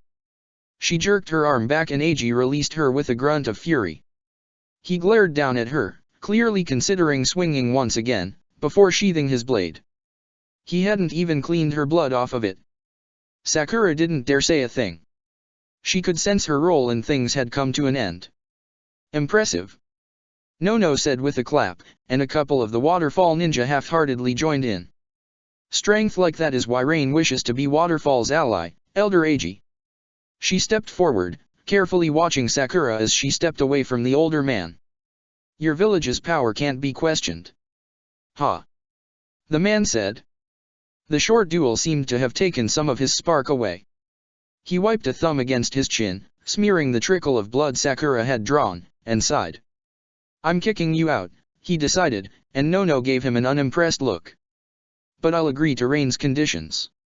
If Omegakure rebuilds Waterfall, and supports it in the meantime, we will happily come to its defense if necessary." He flashed a smile, and Sakura saw the handsome charisma that had been buried beneath a bad attitude. "It's the least we could do for such good neighbors." "Delighted to hear it," Nono said. Haku, as ever, was quiet, observing everything with frightfully intelligent eyes. "The Omekage will send another delegation to record the official agreement, of course."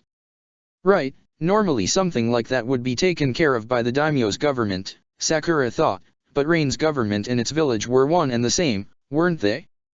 The bureaucracy and legality of any treaty fell upon them. "Of course," Eiji said wearily. He gestured, and they were surrounded by Waterfall's shinobi. "Now get out."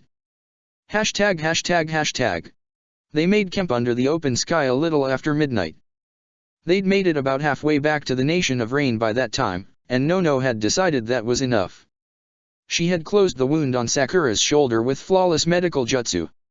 Sakura was sure that she had been the one to teach Kabuto as soon as she felt Nono's warm touch. The camp was standard for a shinobi, concealed by the earth, no open flames. They kept themselves warm with their chakra and blankets, and ate small meals they'd packed themselves. "Are you looking to reinvent yourself?" Haku asked when they were nearly finished, and Sakura almost choked on her noodles.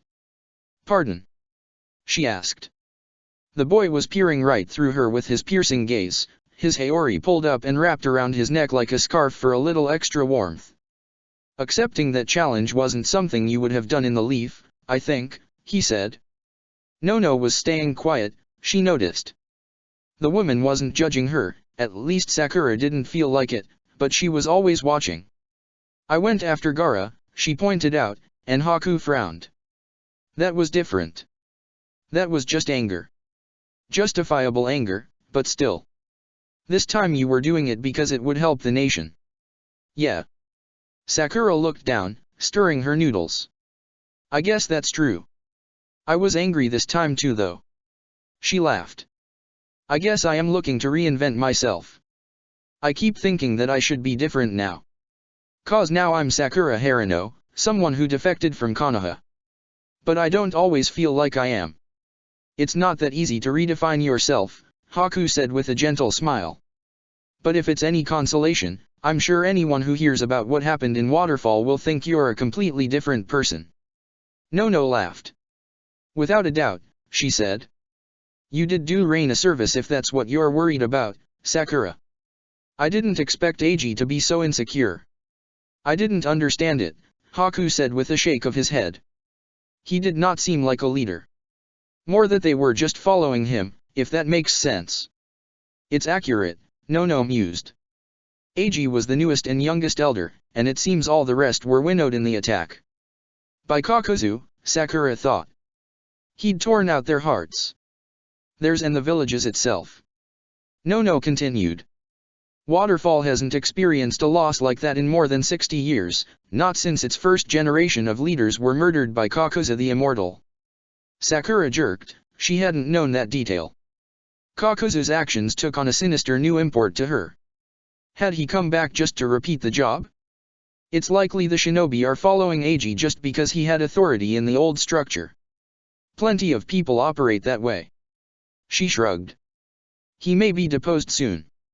If that happens, Waterfall will be ready for it. He gave the village's word in our agreement, not just his. Treaties tied to men are fragile, Haku said, clearly repeating someone else's words. Sakura looked back and forth between the two of them, weighing her words carefully. "So does Rain have alliances like that with other villages?" she asked. They turned towards her. No, it sounded like Rain was going to rebuild Waterfall out of pocket in exchange for military assistance. "Good ears," No said cheerfully. "But it's more a defensive alliance. If we start a war, I doubt Waterfall would follow us, which I'm sure would be a fun debate if whoever threw the first punch was in doubt." She curled a lock of blonde hair around her finger. "But the nation does have similar alliances, Sakura. It's one of the secrets to its strength, though I'm sure Konoha wouldn't have told you about that. A village relying on lesser ones for defense is unbecoming, right?" Sakura nodded, though she didn't really agree. "I came from the land of fire, you know," No said, staring off at the stars. "I know how they work, the kind of people who rise to power there." She sighed. "But enough of this. Let's rest. Plenty to do tomorrow."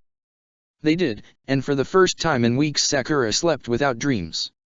"Even if it's not real, I feel like I belong here." ####. Sakura got back to her apartment late the next day and collapsed on her bed with a groan. AIM had welcomed them with clear skies and the city had been as active and noisome as ever. No had brought them to one of the barracks, where they'd reported on the mission and then separated. It had all been normal, just the same as it would have been back in Konoha. It made Sakura feel dissociated again, like she was looking over her own shoulder and unable to believe what she was seeing. The actions were the same, the actors were different. "You did well," was the last thing Nono had said to her, and the sincerity in it made Sakura's heart bleed. She rolled over in bed with a groan, and something at the top of it crinkled. Sakura looked back, confused and searching for the sound. She didn't see anything. She crawled up the bed, patting the blankets and looking around, and eventually hit upon the pillow. The crinkling came again, there was something under it. It was a note, a little curled up piece of paper. Sakura frowned, unrolling it with paranoid hands. The handwriting was familiar. She blinked, scanning the words. "Saw you got back. Let's meet up tonight, under that bridge near the east entrance. 10 p.m. S." Sakura blinked. How the hell had Sasuke crept into her room?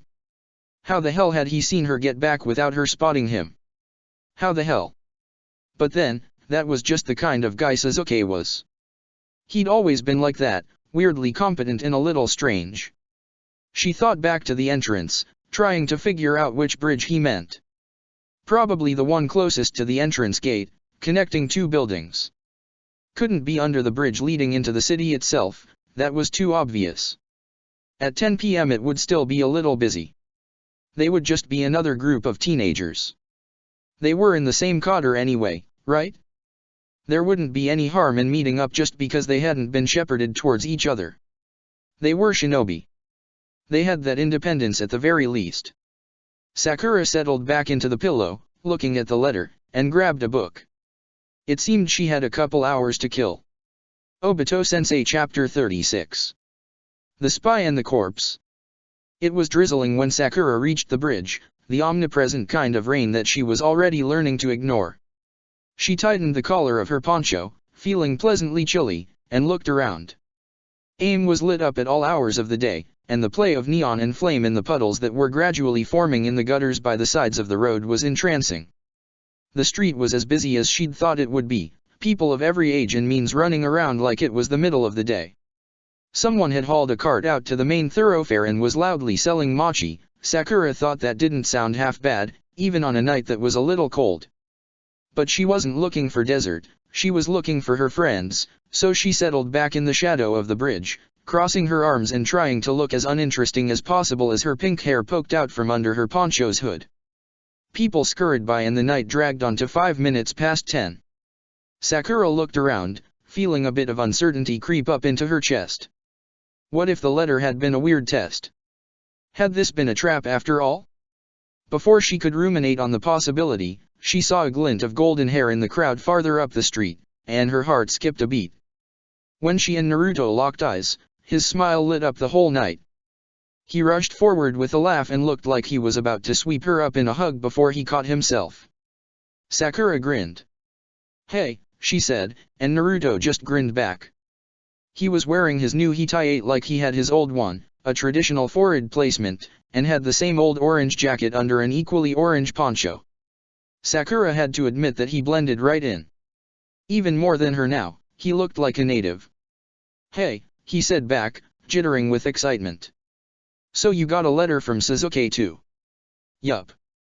She settled back into the shadow of the bridge, and Naruto followed her, squatting at her side. No idea how he found me though. She was getting less looks now, she saw, having a friend made her stick out less. "Me neither," Naruto said with a shrug. "He could always do stuff like that. Maybe it's an Uchiha thing." He scratched his nose. "You been on a mission yet?" "Yeah," Sakura said, without elaborating. "You?" "Yeah," Naruto said, scrunching his face up. "But it wasn't very exciting. We just escorted some girl to the land of rivers. Barely anything happened." "Who'd you go with? Did you get the whole cadre talk?" Sakura asked. Her teammate nodded. "Yeah, I did. I was with Kabuto and that big guy, Zabuza. Kabuto was nice, like usual, he seemed really happy we were here." Naruto frowned. "But I don't know if Zabuza likes me or something. He was weird the whole time. Really like, old-fashioned, you know." He took on a stern tone. "We're here for her, not to talk. Grumpy stuff." "Huh," Sakura said. I wouldn't have thought that, from how Haku talked about him. She waved off Naruto's questioning look. Nothing much. So it was boring. Yeah. I guess that's good. It felt like any other C rank. Well, except for that one, you know. Naruto shifted on his feet, looking uncomfortable. So you haven't seen Sasuke? I figured he'd be here first. Yeah, I did too, Sakura said with a frown. But maybe he's dash. Oh hey, Naruto interrupted, and Sakura jerked her head up and away from him. Look at that. The crowd had cleared for a moment, the street falling quiet, which made the lone figure approaching them only more obvious. Sakura knew in an instant it was Sasuke. He walked with an unmistakable purpose, and his clothes were as dark as ever. He approached the two of them fearlessly, striding right up and looking them both over. Hey, he said. So you're both here, huh? He peered at Sakura with a bit of uncertainty, and she didn't know why. She cocked her head with a clear question, but Naruto was the one who spoke. Well, of course. Naruto said. Why wouldn't we be? I dunno, Sasuke said, crossing his arms. His Sharingan flashed on for just a moment, as if he was checking to make sure she was real. I was just surprised to find that letter. How'd you find my apartment, Sakura? I went looking for yours and Naruto's, but dash. Wait. The hair on the back of Sakura's neck was suddenly fully raised. Naruto shot to his feet at her side. The rain wasn't falling on them. No one on the street was paying them any attention. Sasuke, you didn't write that dash. Without warning, the street beneath them vanished, and Sakura and her friends fell. The ground ate them alive. They tumbled into the darkness, though it wasn't a long fall. Sakura slammed into the ground and spun to her feet in an instant, hand going to her knife. Naruto and Sasuke had done the same, and they all instinctively clustered up, going back to back and circling as they tried to understand what had just happened. There was a tunnel below the street. They were in the midst of it, inside a small antechamber with a short ceiling. There was light down here, but Sakura couldn't tell where it was coming from. There weren't any visible light sources. She panted, looking around and still unable to get her bearings. This place didn't look like a sewer or anything like that. It reminded her of waterfall for some reason. Earth Jutsu. It hit her suddenly. This place had been carved out with Earth Jutsu, the smooth walls, the perfect circles of the tunnel, the lack of construction. They were truly beneath rain, in the bowels of the earth. Hey, Sasuke said in a low tone, and Sakura spun at his voice. He was staring down the tunnel he'd been facing. There was someone there now, Sakura realized. It had been empty just a second before, she was sure. She didn't recognize the man. He was tall, dressed in a tan cloak, with a rain hetaite hanging from his neck and covering his throat like a metal collar. His skin was as pale as paper. Sakura's whole body was thrumming with adrenaline, and she slipped into a low pose, feeling Naruto do the same next to her as they watched the man take a step forward. She tightened her grip on her knife as Sasuke called out. Stop right there, he said, and the man did, regarding them with amused eyes. They were strange, Sakura thought, narrow and yellow. His pupil was just a slit, like a single harsh stroke of a pen.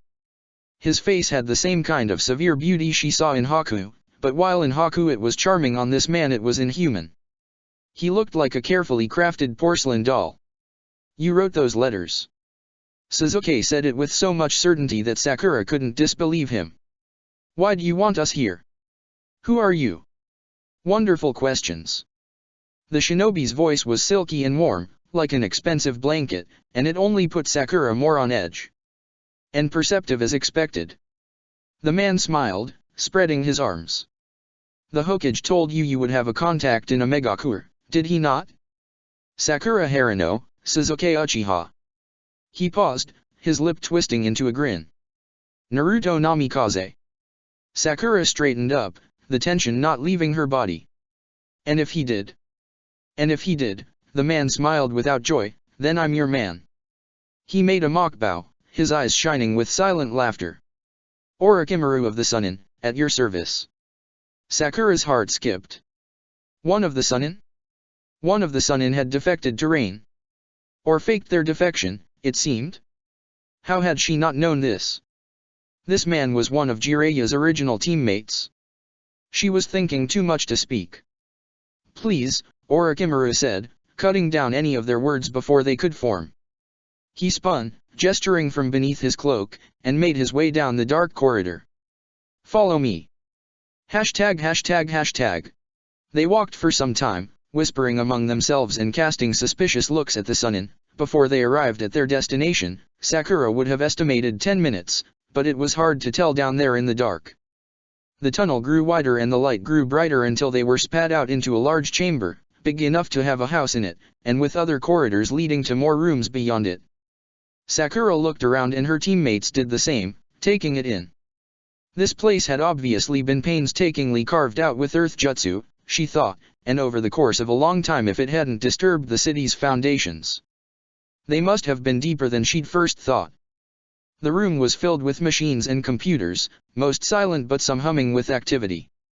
There was a long line of glass tubes along one wall filled with orange liquid, and more equipment that defied her categorization. Though she'd only seen one in passing in Konoha, Sakura could only call this place a lab. Sorry that I haven't cleaned the place up, Orochimaru said. I so rarely have company down here. He gestured towards a corner of the room where some furniture had been piled, including a couch and some chairs. Feel free to take a seat, though I doubt this first meeting will be very productive. If this is something set up by the Omekage, it's pointless, Sasuke said, and Orochimaru cocked an eyebrow. Sakura admitted to being on a mission as soon as she arrived. That shouldn't matter.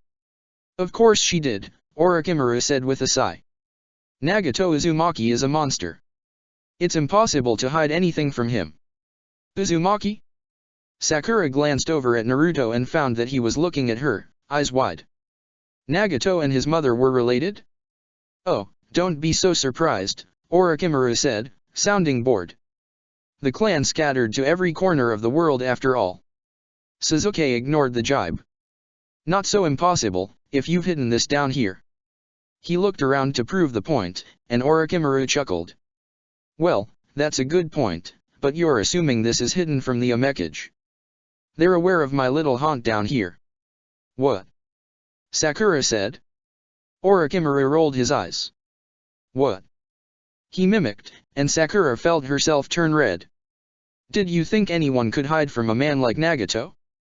The Rinnegan essentially allows the bearer to read the minds of anyone they touch. I'm sure you felt that when you arrived, Sakura. The only way to conceal the truth is through truth.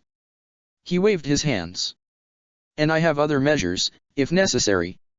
He let out a sickly laugh. Partially inspired by that insipid flying thunder god. Consider it your father's contribution to this mission, Namikaze, since he clearly didn't give you much else. What? He said. Sakura was taken aback. The man had transformed from conspiratorial to cruel in the blink of an eye. Well, he was certainly stupid enough to send you here, the older man said, leaning back against a desk. There's been no sign that Itachi or the Nanabe have come to reign, but then, that tells us nothing. Even the Yondaime would know that. You got a problem with my dad? Naruto demanded, leaping off the couch, and Orochimaru laughed. I don't have a problem with your dad, he said in a mocking lilt. I have a dislike of idiots. His eyes shone. Would you call him one? Naruto. Sakura's hand shot out, catching Naruto by the sleeve before he could storm forward. She was surprised at her own decisiveness. Wait, okay. Naruto glared back at her, and she looked past him to Orochimaru. Please, I don't care if you don't like the Yondaime. That's not our business anymore. But you're our contact, you're here to help us. She stood up as well. What should I do? How am I supposed to accomplish this mission? I don't even know where to begin. I'm not a spy. You came to a foreign village to learn its secrets. Orochimaru smiled. You are already a spy purely by definition. That's not really an answer, Sakura said through gritted teeth, and the man grinned. Well, what did Namikaze tell you to do? If anything? He asked, glancing over at Sasuke as he wandered the room. His eyes were laser-focused on the Uchiha, and Sakura noticed they darted towards one of the other chambers that Sasuke was drawing closer to. Was something in there? He told me to act like I'd actually defected, Sakura said. Orochimaru shrugged. Somehow, that's good advice, he said. Sakura could hear Naruto's teeth grinding. If you want to find out the truth, you'll never manage it as a turncoat shinobi of the leaf. He pushed himself off the table. The best you could do would be to become trusted ninja of the Nation of Rain, as you've already put yourself on the path towards, Sakura. All of you must renounce your old lives, as I did.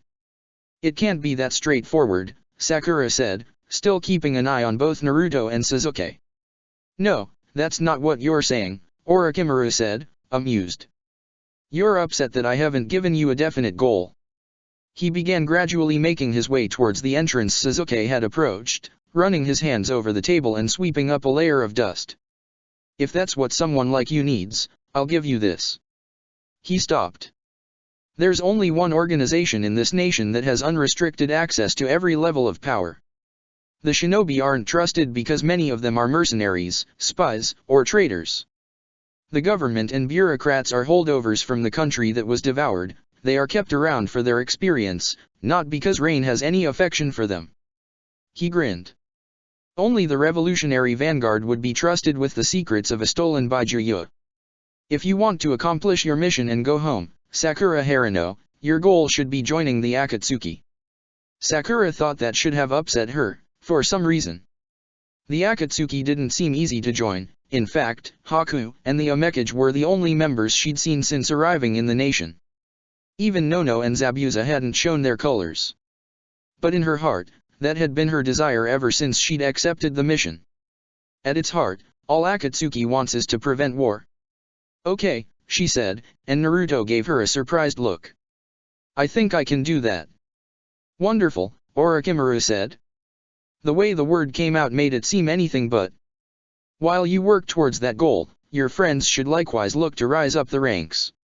There are always opportunities in this nation, especially for ninja of their. His face twisted. Pedigree. As he spoke, still moving slowly towards Sasuke, the Uchiha poked his head curiously into the other chamber and froze. He turned back, seeing Orochimaru coming, seeing Naruto grimacing at the back of the room and Sakura still, pondering her future. Who is that? He said, gesturing with his head towards the room and locking eyes with Orochimaru.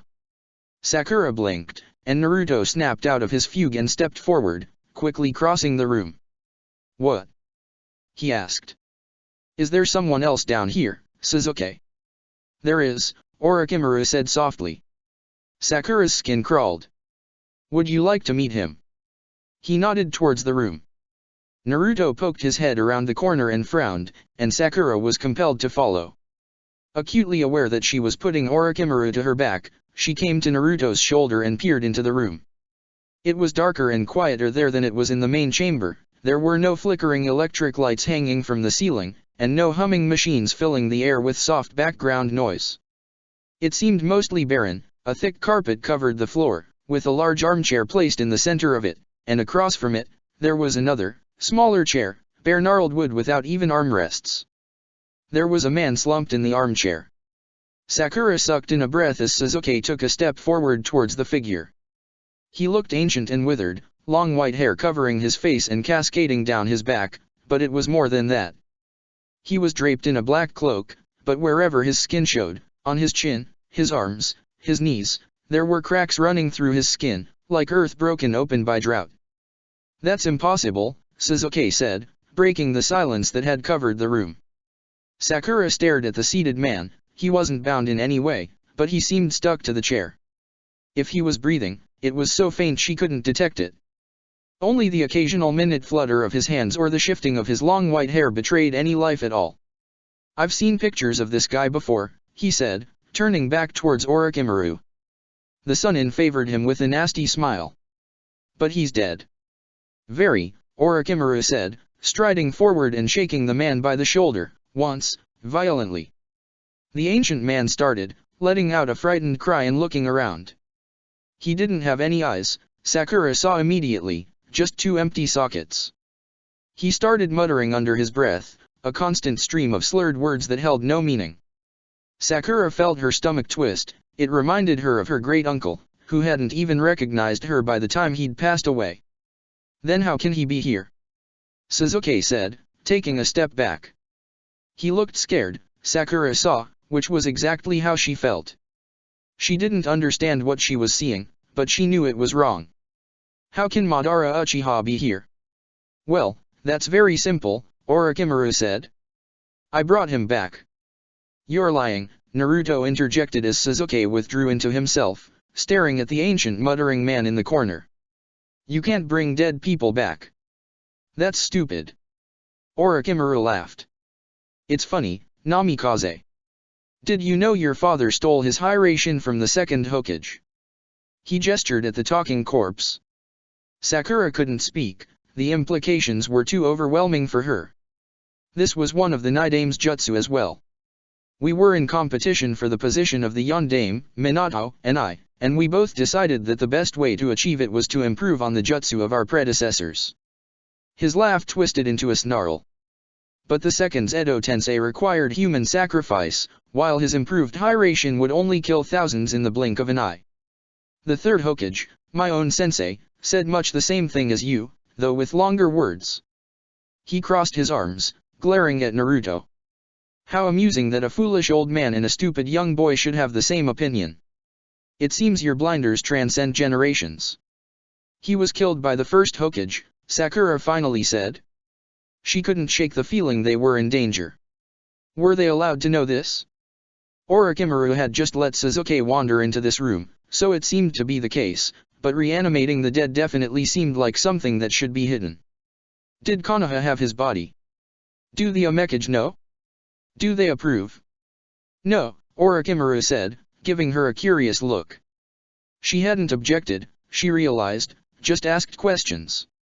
I found his corpse in the land of water, tucked away in a hidden cave. It seems that his death at the Shodame's hands was overstated. He smiled.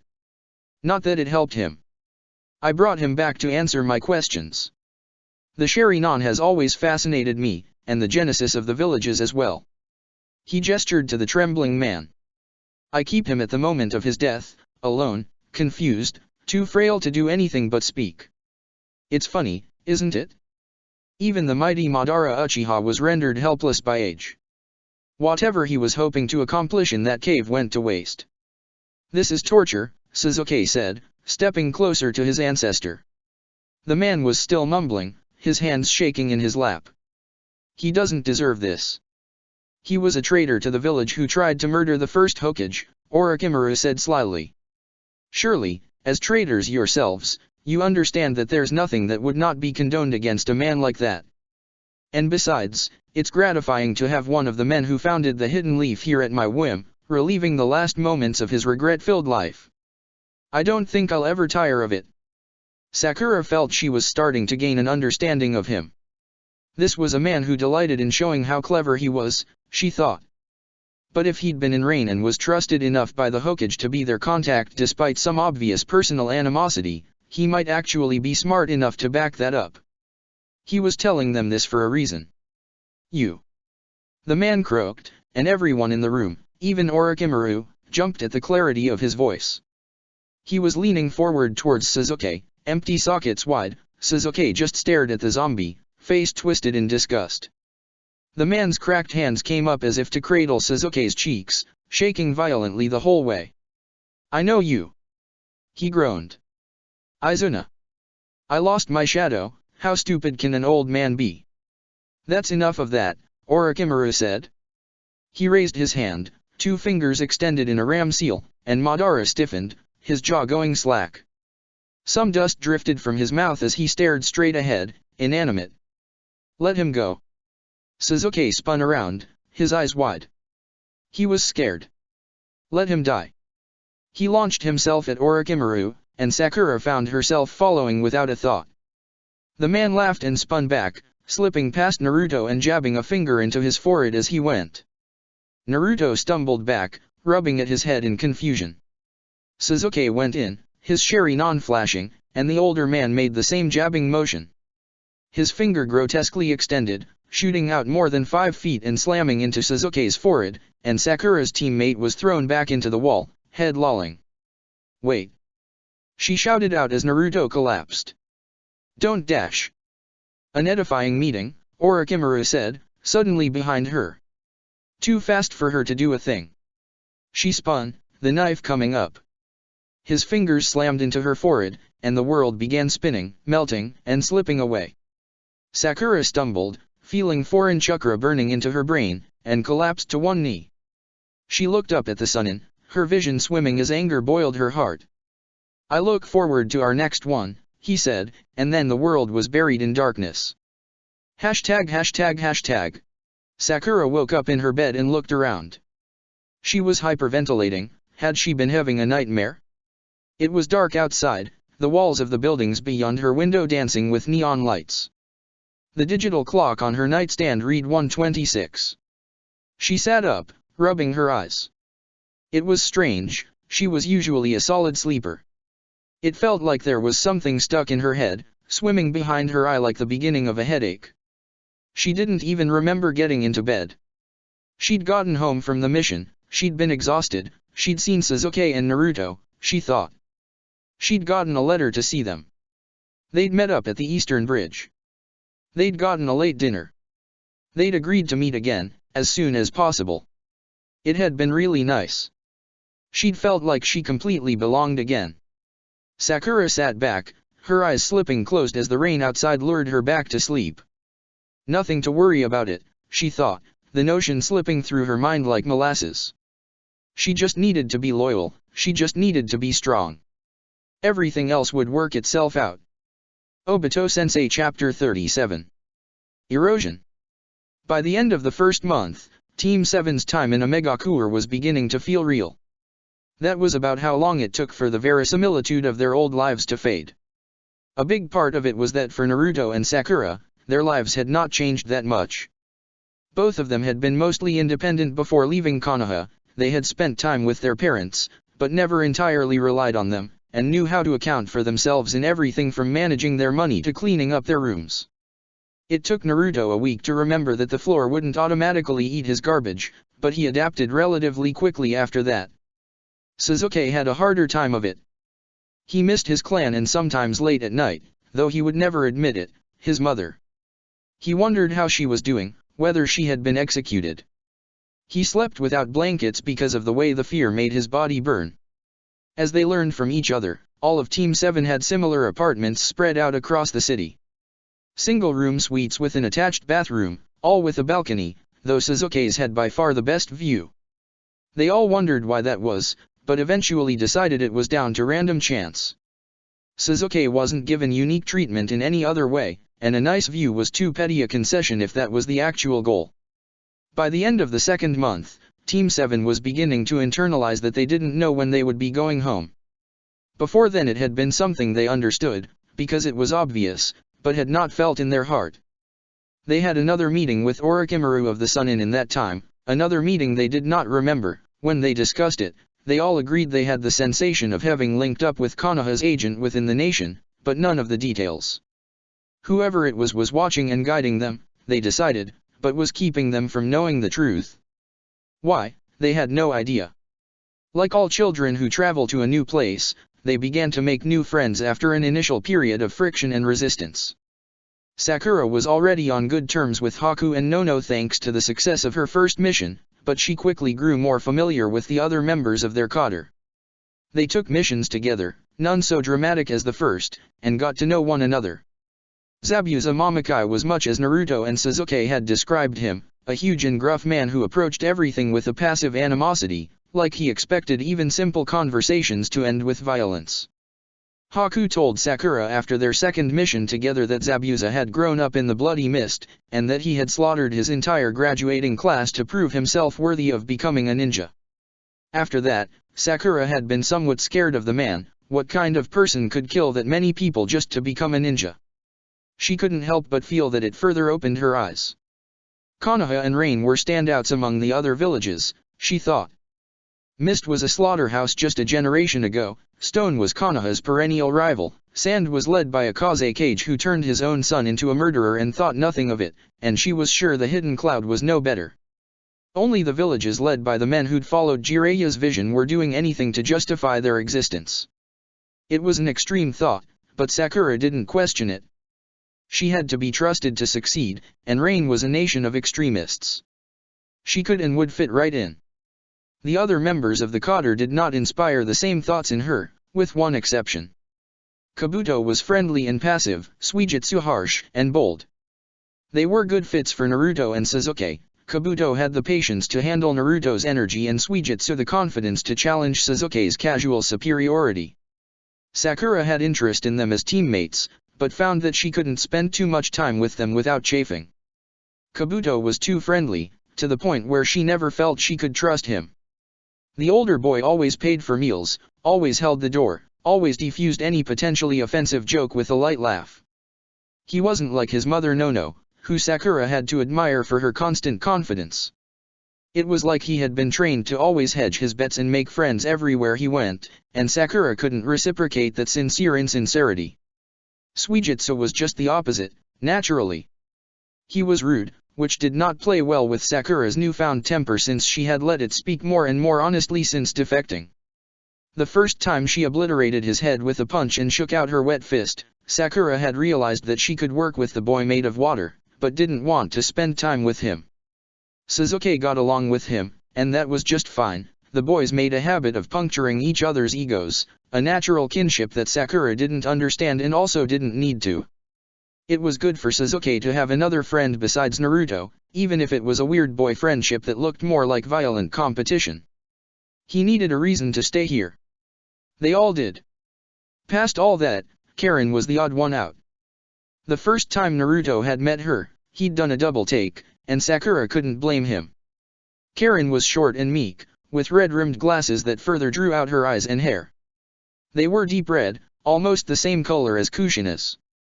She was an Uzumaki, it eventually came out. Like Nagato, though Sakura couldn't remember exactly how she knew that.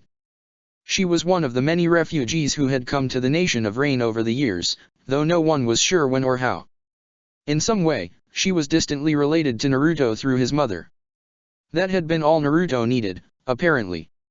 She'd been a friend within the week and a sister within the month. He'd brought Karen out of her shell with his earnestness, and as usual without even trying. The same way he'd done for her, Sakura sometimes thought, feeling a sting of what might be jealousy. But Naruto had defected for her, Karen was just a member of his mother's scattered clan. It wasn't a rational feeling. Which didn't stop her from having it. They went on missions over those 2 months, almost always in different team compositions of 3, though Team 7 couldn't help but notice that it was never just the 3 of them. That was just common sense, even if they were trusted. Another detail that could not be overlooked was that of the dozen missions they were sent on, none of them involved the Hidden Leaf in any capacity.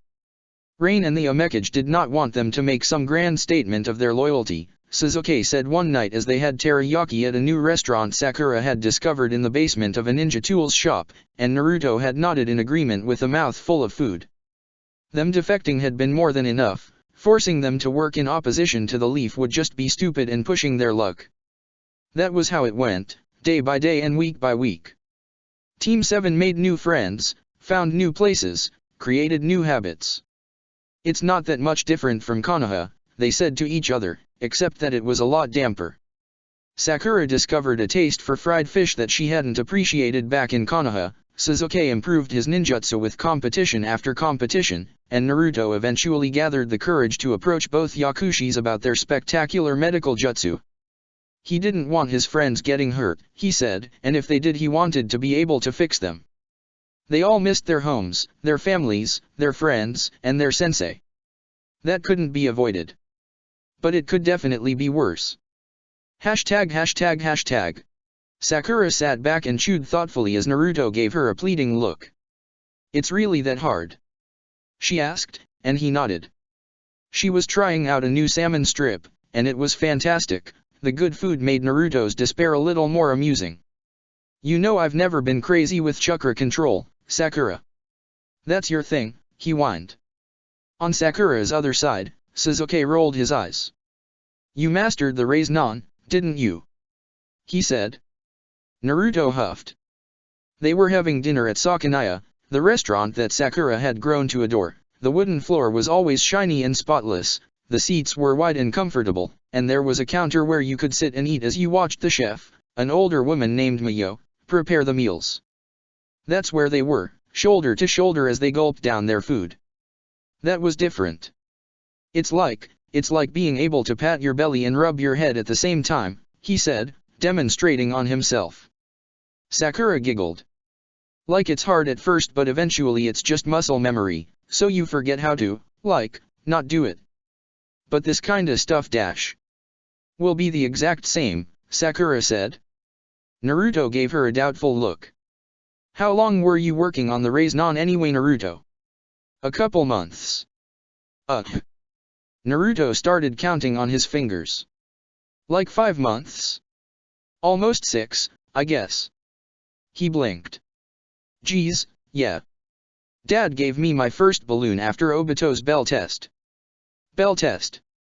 Sakura shifted, looking past Naruto, and Karen blinked back at her. The other Uzumaki had joined them for dinner, but hadn't ordered much beyond soup. Sakura didn't really get the appeal of fish soup. Wouldn't you miss out on all the textures then? What was that? Oh. Naruto turned back towards her, chopsticks almost going flying. That was the test we did to see if we'd make genin after we graduated. It was an old thing apparently, my dad went through the same one, and he put Obito through it too, and then he did it for us. He laughed. But he changed the rules up. The way I heard it, the original test was about taking the bells from your teacher. You know, to prove you could work together against someone stronger than you. Karen was nodding along with a serious expression. Sakura just picked at her food. It felt weird for them to share personal details of Konoha's history like that, she thought, and it was without a doubt Konoha's history. But if they'd abandoned the village, why would they treat it with any special consideration? Naruto was even better at being a defector than her, maybe because he didn't spend so much time thinking about it. But Obito reversed it. He gave each of us a bell to protect from him, and then kicked our asses. Sasuke let out a chuckle, and Sakura couldn't help but echo him. Actually, Sasuke and I both totally lost. Naruto turned back to her with a smile, and as ever, Sakura's heart jumped. We only won cause of Sakura. You beat Mangekyo no Obito? Karen asked, eyes wide behind her glasses, and Sakura snorted. Hell no, she said. I was scared out of my mind, so I did the only thing I could think of. She took another bite of salmon to illustrate the point. I ate it. You ate it? Karen blinked. She ate it, Sasuke confirmed. What was he going to do, rip her guts out? Obito isn't that sort of guy. Karen grimaced. It's weird, the way you guys talk about him, she said.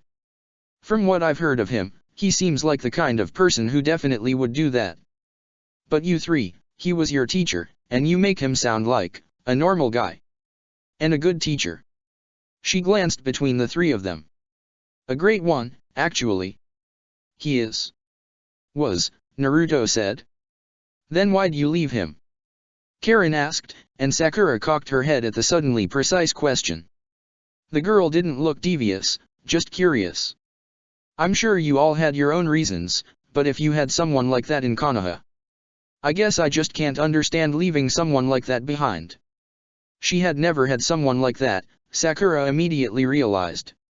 Karen had been a refugee and an orphan all her life. What, was she stupid? Why hadn't she seen that right away? Sasuke spoke first. Obito's a great guy, he said carefully. But because of his reputation, and how important he is to the village, he had a lot of responsibilities. Things he couldn't do, no matter what. And that made it so he couldn't. He frowned. Couldn't give us what we needed, I guess. I'm sorry, Karen said. I didn't mean to dash. It's fine. Naruto waved her off. He was a great sensei, like Sasuke said. It wasn't his fault things turned out like they did. Did you think about asking him to come with you? Karen asked, and Sakura shook her head. Never, she said, and Karen pursed her lips. Obito Sensei never tried to make us, not question the village, I guess, but he also wasn't the kind of ninja who would. The hidden leaf gave him everything, he couldn't afford to challenge it. Karen went quiet, and they all ate the rest of their meal in silence. Don't think we forgot about your whining, Sakura said when she was finished with her strips, catching Naruto with a mouthful of rice. Why'd you bother asking Kabuto about medical ninjutsu if you didn't think you could do it? Cause I thought I could do it, Naruto said with a cocky grin, and Sakura grinned back. Whining is part of my process, you know. Well, careful about it, Sakura said slyly. Nono might test you with something freaky, she seems like the kind of person to do that. It'll be fine. Naruto shrugged. Kabuto's just got me trying to separate water and milk now. Like, to get a sense for that sort of control. Gross. Seems like a waste of milk. Well, I get to drink it if I separate it out.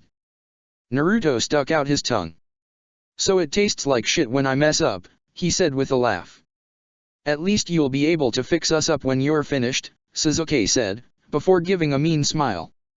If you finish? Hey, water you dash. Naruto started to jibe back, and then he paused. Sakura noticed it too, the idle chatter of the other customers in the building had gone silent. She twisted her head and looked over her shoulder towards the entrance, trying to see what had drawn their attention. It was immediately obvious, there was a man standing in the doorway, tall and pale, covered in a thin red and black Akatsuki cloak. He had long white hair, all the way past his shoulders, and 2 red dots on his brow, almost like a second pair of eyes. He was scanning the restaurant, and when Sakura turned, his unerring gaze settled on her without a change in expression. He stepped forward, and conversation uncertainty resumed as he silently made his way across the wood. The staff did not shout their welcome, it seemed they were just as unsettled as everyone else. Hey, Naruto said, elbowing Karen as the man walked towards them. Who's that? Kimimaro Kagaya, she whispered, like saying his name out loud would be profane. One of the Akatsuki's commanders. A commander? Sakura knew the Akatsuki was outside of the normal chain of command in the nation, but nothing about its internal makeup. Just one more piece of information important enough to note, but not important enough to have sought out. She spun around in her chair as Kimimaro drew up before them, his eerie gaze sweeping across all 4 of them. Sakura Harano, he said, and she straightened up. Everyone was looking at her now, even her teammates. Your presence is requested. Requested, not required, but Sakura didn't care to question why. She glanced at Sasuke. You want me to dash? He gestured easily. I'll pay. Go on, seems important. She nodded in thanks and hopped off her stool, giving her jacket a perfunctory dusting. Of course, she said with a slight bow, and Kimimaro inclined his head back. Lead the way. He turned, every movement precise and mechanical, and strode out of the building with the clear expectation she'd follow. Sakura had to scramble to keep up with him, leaving her friends behind and pulling her hood up as she moved out into the thick wet air of a megakure. It was a very wet evening, the clouds were very angry today, as some of the locals would say. Kimimaro set a fast pace, moving from a quick walk to a jog to an outright run as they drew away from the restaurant, leading Sakura through several alleys, past a thoroughfare, and then straight up a building. She drew alongside him, putting in some effort but trying not to show it, and flinched as a particularly thick raindrop hit her right in the eye. Who's requested me, sir? She asked. Who else? He didn't even glance back. The Omekage wished to speak to you. What for? Kicking you out already. Sakura stomped down on her fear. It had been more than 2 months now, and she'd been nothing but a model shinobi. She was just being stupid. Do you know what for? She asked. Kimimaro shook his head once. I do not. He looked back at her, his eyes still flat. They were near the top of the first building, but he was changing his trajectory a little, and a moment later they leapt across the gap from one to another, landing on a leering demon's face and continuing upwards. They were drawing close to the center of the village, Sakura was pretty sure. Are you concerned? I'm nervous, Sakura admitted freely, and the man nodded. How old was he anyway? He had a face like he was 40, but Sakura was starting to suspect he was less than half that, only a couple years older than her. "That's good," he said. "It means you're not a fool, after all." Sakura didn't know how to respond to that, so she didn't, and they cut a path through the rain for another couple minutes. It was as she had suspected. They were heading for the Omekage Tower at the center of the village, a towering obelisk of black metal that they'd inherited from Hanzo the Salamander. That story was common enough that she'd heard it 20 times over. Kimimaro came to a stop on a balcony about halfway up the tower, and courteously opened the wide door there for her, bringing them both in from the rain. When Sakura thanked him, he didn't respond, just regarded her with those flat teal eyes. He strode ahead, down a hall and up some stairs. Another flight, a third, and down another hall. The whole tower was a three-dimensional maze, and Sakura quickly lost track of her original direction. The walls of the halls were covered in tapestries and designs of the elements, legends, angels, and gods. It was dizzying to look at, to consider all the work that had gone into creating art that was meant to be walked by. "Here," Kimimaro eventually said, gesturing to another grand double door made of a dark wood. He soundlessly pushed it open, revealing a smaller room on the other side. Sakura stepped in, and he spoke. "Sakura Harano, as requested," was all he said, and then the door closed behind her with a muffled click. The room was small, maybe the size of Sakura's apartment, with a thick purple carpet and wood panel walls perfect for absorbing noise. There were circular black chairs lining the walls and a short table made of stainless steel in the center, upon which was set a go board. Sakura didn't need to be an expert to see that it was a masterfully handcrafted board, the kind that probably cost thousands of ryo. There were 3 people in the room, and they turned to watch her as she entered. All were seated, 2 on either side of the board and 1 on one of the chairs circling the room. In the chair was Konan, dressed in a casual black dress that revealed her shoulders and the edge of her navel. Small red clouds were worked into it, dappling her skirt. She was leaning forward, engrossed in the game, but her face twitched into a smile when she saw Sakura walk in. Yahiko was there as well, one half of the game. With tan pants and a black t-shirt, he looked like a shinobi on his day off, which he may well have been. He was frowning, hand on his chin as he surveyed the board. Sakura didn't know much about Go besides the very basics of the rules, but she was pretty sure he was playing black, and that he was losing. It wasn't Nagato on the other side of the board. It was Jiraiya, and Sakura flinched as he looked up at her from the game, lone eye narrowed. "So," he said, "you really did run away, huh?" She wasn't ready for this. She felt her heart speed up in an instant. "Sakura," Konan said before she could respond. "Take a seat, will you?" Not knowing what else to do, Sakura did, trudging over to one of the chairs a quarter of the room away from Konan, at Yahiko's back. She wasn't bold enough to sit right next to the Omekage. "Oh, not there," Konan said, patting the chair at her side, and Sakura swallowed. Konan was centered between the 2 men at the room's side. A neutral position that also put her in both their peripheral vision. She slid into the chair feeling an intruder, and as she sat down Yahiko threw his arms up. "Well, I'm screwed," he said, and Jiraiya smirked. "Another?" "Sure," the older man said, resetting his side of the board. The whole thing was left clean. Sakura knew how to play shogi, but all she knew about Go was that it was an entirely different beast. As Yahiko and Jiraiya both began moving, she understood why. Go started with a blank slate. As they placed their stones, black and white, strategic positions took place. The 2 men forming the kind of battlefield shogi was fought across with their own placements. "While we're at it, you can tell me what you were hoping to accomplish bringing her here." "It wasn't to throw you off," Yahiko said.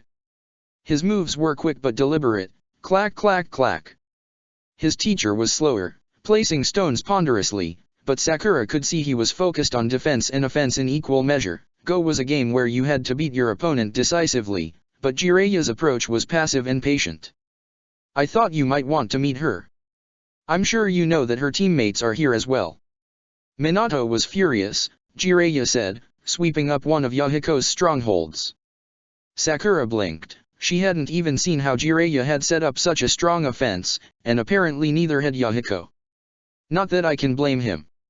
It was certainly rude of his son to up and abandon the leaf like that." and perhaps indicative of a deeper problem? Yahiko asked innocently. Jiraiya snorted. That's cute, he said. But I wouldn't take the actions of teenagers as an unquestionable truth.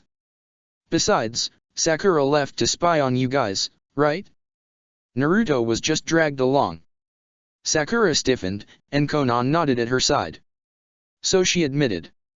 But you of all people should know that she came for her own reasons as well, sensei. Oh. Jiraiya said. Clack, clack, clack. He turned towards Sakura, fixing her with his single dark eye. Well? Is that the case, Sakura? Sakura wet her lips, trying to think of what to do and defaulting to honesty for lack of a better option. After Waterfall, when you were talking to us about Ninshu, she said, and Konan raised an eyebrow, you said that the Akatsuki you killed Danzo for was gone. But after what Haku had told me about the Akatsuki, what it stood for, I wanted to see if that was true.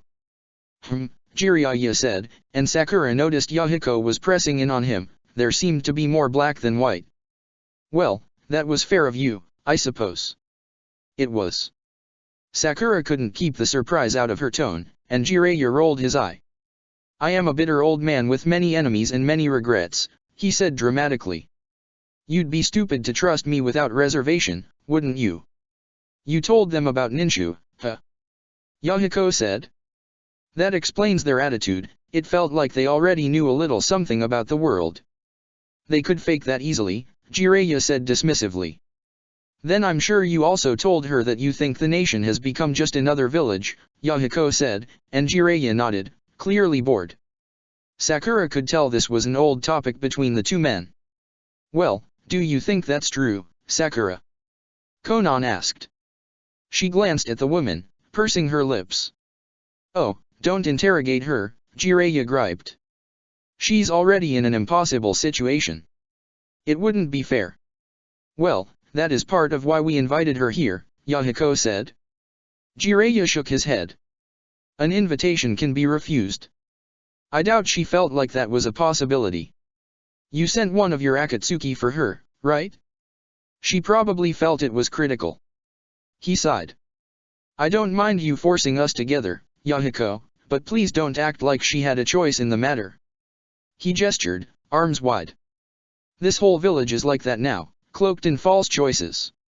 It's why I come for these meetings, even if we never agree during them. Yahiko frowned, and Sakura couldn't tell if it was anger or remorse on his face.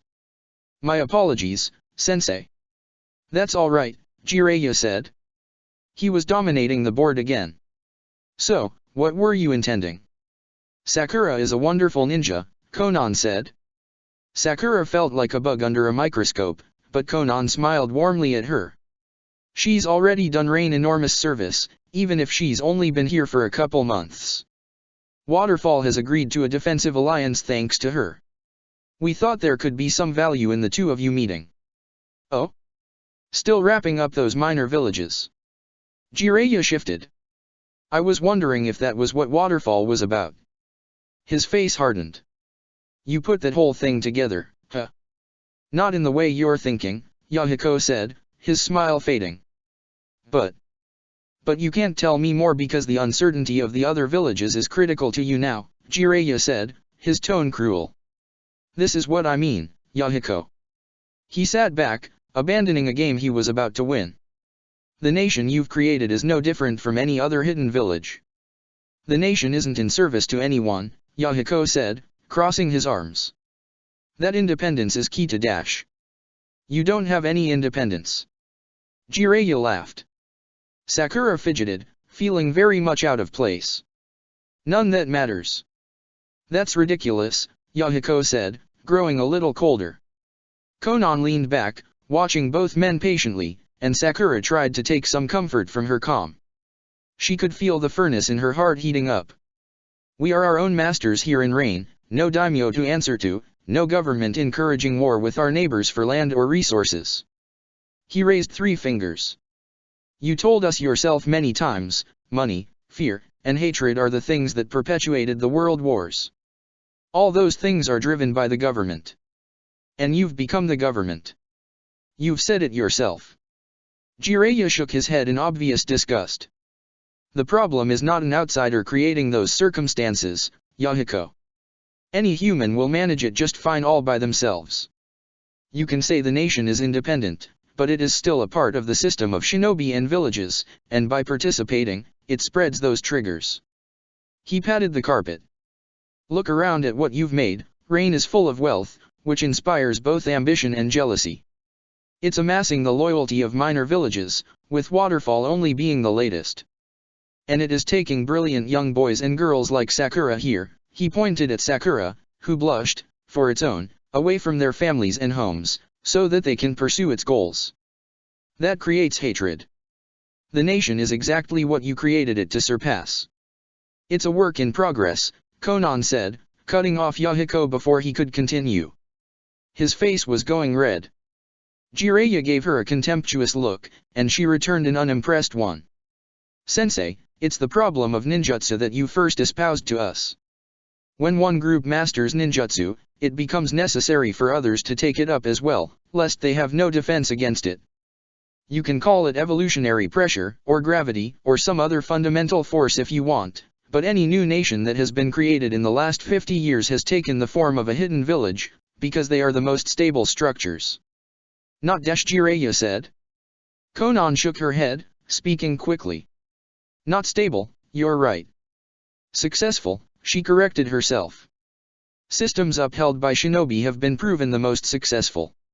If rain hadn't been, it would just have been overrun, as it nearly was, before you saved us. That, I'm more sympathetic to, Jiraiya said, leaving Yahiko to stew. But then the question becomes, how do you plan to have rain evolve beyond yet another hidden village? By coalition, Sakura blurted out. All the adults in the room looked at her, and she fought the urge to shrink into herself. Right? That's why you're making alliances with minor villages like Waterfall. That could be part of it. She felt a thrill as she realized that Jiraiya was addressing her directly. But plenty of hidden villages have alliances with one another. They've never paved the way to peace before. The hidden sand and leaf are allies at the moment, but I doubt you think of them that way, Sakura. No, she had to concede. To tell the truth, she was more frightened of sand, and Gaara, than any other village. But there could be other parts of it, right? Like. She stopped, suddenly unsure if she even had a place to speak here, but Jiraiya made an obvious, get on with it, motion with his hand. The nation is filled with shinobi from other villages. Me, and Naruto, and Sasuke of course, but there are ninja here from every major village, from every country. She looked over to Konan. Which I don't think has ever been done. No, Konan said with a smile. That is unique to Rain. But that diversity is considered proof of Rain's treachery, Jiraiya pointed out. Some of whom you call refugees, other countries and villages call criminals or traitors. He paused. That said, I see where you're coming from, Sakura. If Rain can become a melting pot of other nations, it can also have a unique advantage in bringing them together. Sure, Sakura said, trying to pretend that was definitely what she'd been thinking. I've said that. Yahiko grumbled, and Jiraiya shushed him. You've said it in a stupid way, he said, and Konan giggled. You always were a kid with an eye for world domination, Yahiko, it flavors everything you say. Hey, it's a peaceful sort of domination, Yahiko said guilelessly. Violence and hatred just don't work for that kind of thing, he continued with a laugh. Even if Rain did conquer the world, we'd eventually just get conquered in turn, and then everything would be even more fucked up than before. He sobered up. You know me, Sensei. You know all of us. We don't want a war. Everything we're doing to keep one from happening. Like nabbing a Baijuya. Jiraiya said shortly. Yahiko's face went flat. Sakura held her breath. She wouldn't have been sent if Jiraiya could just ask that question and get away with it, and Yahiko proved her right a moment later. If we did that, he said quietly, it would be pretty unacceptable. He glanced up at Jiraiya, his head low, and moved one of his pieces into a weak position in the corner of the board, still unclaimed. We can only hope the Nanabi shows up again soon, to settle this one way or another. Humph. Jiraiya seized his stones, and the game was over in his favor within 40 seconds. Have you considered the principle of KO? What? Yahiko asked as he cleared his side of the board. Did I mess that up again? I was trying not to do it. Not in the game, Jiraiya said, sounding tired. In your nation. KO. Sakura quietly asked Konan as the men continued, and she bent in, her hair brushing Sakura's shoulder. A rule and go, she said. You can't reoccupy a space that was just captured, it's to prevent repeated moves. She made a little motion with both her index fingers, one finger trapping the other and then getting trapped in turn over and over, and Sakura understood. With Go having so many angles of play, there had to be a rule to keep the same space from being traded back and forth forever. The villages don't have a concept of KO, Jiraiya said, and Yahiko tilted his head. That's why this story keeps getting repeated, no one knows how to let something lie. No one should, Yahiko said with a quizzical look. It's fine to accept your loss in a game, but in reality? If you can try to fix your mistake. But it never ends up being that, Jiraiya said. It ends up being about revenge, about inflicting as much loss as you suffered. That's why this country was pounded into mud, Yahiko. And we're fixing that now. Yahiko waved his arms. If the villages had KO, then rain would just have stayed empty and broken. It's not a good metaphor, Sensei. Probably not, Jiraiya sighed. There aren't any good metaphors for something like this.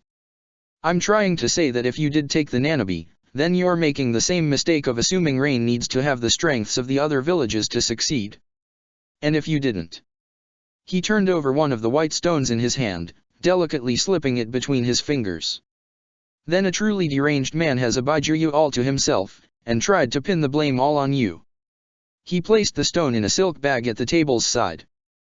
Because he knew he'd be believed, because rain has made itself appear desperate for any kind of power. It's an honest desperation, Konan said, sitting up straight. Even if you don't agree with us, Jiraiya-sensei, I think you won't regret training us. I never regret training you, Jiraiya said. He stood up, and everyone, including Sakura, followed him to their feet. You've all become incredible ninja. It was clearly something you were born to do. He paused. How is Nagato doing? Well. Busy, as ever, Yahiko said, and Jiraiya grinned. I'm sure. He's always had a lot on his plate. He glanced at Sakura. Does she know how important he is? I don't know, Yahiko mused. Do you know how important Nagato is, Sakura? She took a deep breath. I know he has the Rinnegan. The Hokage told me about it before I left. She shrugged. But aside from that, I don't really know much about it, or him. Or any of you, she said. I don't know why I'm here. I don't think I know enough to really contribute to the conversation. It's not a conversation you need to know everything about to be a part of, Konan said. Jiraiya nodded in agreement. There's no set answer, not yet. Even what you said today is a building block of what will help us build towards a solution. Sakura gave them all a doubtful look, a distant conversation sparking her memory. The Hokage told me that the last person who had the Rinnegan decided the course of the world. Do you all think Nagato will be the same? Absolutely, Yahiko and Jiraiya said at the same time, and Konan smirked. Yahiko gracefully ceded the floor with a deferential wave of his hands, and Jiraiya rolled his eyes. When you all talk about the nation changing the game, stopping the system of shinobi that's caused all this suffering, Nagato is always going to be the linchpin of that, whether he wants to or not. He gave Sakura a serious look. The sage of the 6 paths that I told you about, Sakura, the man who invented ninju, he was the first and last human to possess the Rinnegan, until now. Do you understand what I mean? The revelation shot through her like lightning. The Rinnegan had belonged to the person who had created the circumstances that led to the shinobi system millennia ago, and now it had reappeared within a group of people who were determined to end it. Sakura suppressed a shiver and nodded, and Jiraiya smiled. Well, if you get that, you'll probably go far here, he said, looking around. Though I'll make a hypocrite of myself, I think. What do you mean, sir? She asked, and he shrugged. Now that you've left one village for another, you'll have a more unique perspective on this question, Jiraiya said. I've tried to get a straight answer out of both my teammates, but they haven't been helpful. What's the question? Sakura asked, and she saw Yahiko roll his eyes. I think I have an idea, he muttered. Jiraiya laughed. You'd say loyalty is important, right? He asked. Was he implying something? Sakura took a minute to look like she was considering the question, furrowing her brow, but she was more concerned with whatever Jiraiya was implying. She didn't want to lose his respect, she realized, if she'd ever had it in the first place. She was overthinking it. Of course, she eventually said. You can't have any sort of organization without loyalty in it. If people don't trust each other, they can't work together to do anything. Naturally, Jiraiya said. But when you say, loyalty in it. Notice that phrasing? What exactly does that mean? Well, it depends what it is, Sakura said, answering from her gut this time. Like if it's a society, or a village, you're loyal to that in that you obey it and don't undermine it. If it's a person, you have their back and support them. If it's a religion, you follow its tenets, and you have to be loyal to the other people that are a part of whatever it is you're loyal to as well, cause they all represent a piece of it. Close, but you're not going deeper, Jiraiya said. Sakura paused and glanced at Konan, and the older woman shrugged. She was either ignorant or good at feigning it. What I'm curious about, Sakura, is whether you think you should be loyal to ideals, or to reality. Sakura paused, blinked. The room was still, but not stifling, the Omekage were leaning in, waiting for her answer as well. She couldn't understand how she'd become the center of attention. Because I came here, she said. Jiraiya grinned and nodded. Because you came here, he repeated. You said that it was to find out for yourself if the Akatsuki that Haku had told you about was real. That tells me that you agree with that message, that conflict is a waste, and that shinobi should be humans, not tools of a larger entity. And naturally, that means you had some discontent with Konoha, which decided to use you as a tool. You felt you might not be able to be loyal to a village like that. He crossed his arms. But if you're loyal to ideals and reality doesn't meet them, where will you go next, huh? Sakura swallowed her fear and said something stupid. I'd have to make them real, she said. Jiraiya cocked an eyebrow. If the world let me down, if the Akatsuki let me down, I would just have to make it what it should be. The sound of her heart beating was deafening, with the Sunin and two of the village's leaders staring at her. Maybe I should have done that in Konoha, but I didn't think I could. I wasn't brave enough to. I think the Akatsuki is closer to my ideals, or the ideals I want to have, and that's why I chose them. Jiraiya didn't speak for a moment, no one did. Eventually, Yahiko broke the silence. Damn. He laughed, and the other adults laughed with him. Sakura started, afraid she'd gone too far. She got you, old man. Shut up, Jiraiya grumbled good-naturedly. Most of the people you have around here are just mooks, you know. Some of them, yes, Konan said with gentle humor. But Sakura is not someone who came here because she had no other choice. She could have become an elite shinobi in Konoha under Mangekyo no Obito. She left because she was a believer, even if she was given permission to.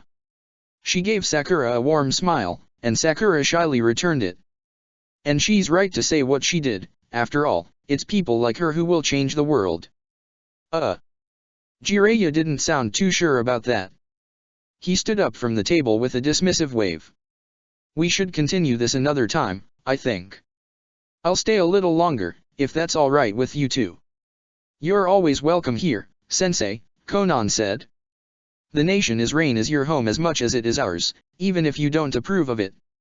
It appreciates you more than the hidden leaf, that's for sure. Heh. Sakura couldn't tell what was held in Jiraiya's quiet laugh. I guess so. He made his way to the door, and then turned back. Thanks for the answer, Sakura. What did your teammates say? She asked suddenly, and Jiraiya paused, his hand on the door frame. You meant Orochimaru and Tsunade of the Sunin, right? What was their answer? Jiraiya sighed. They both left Konoha as well, he said. Sakura had never heard him sound so sorrowful. Maybe we were all fated to, one way or another.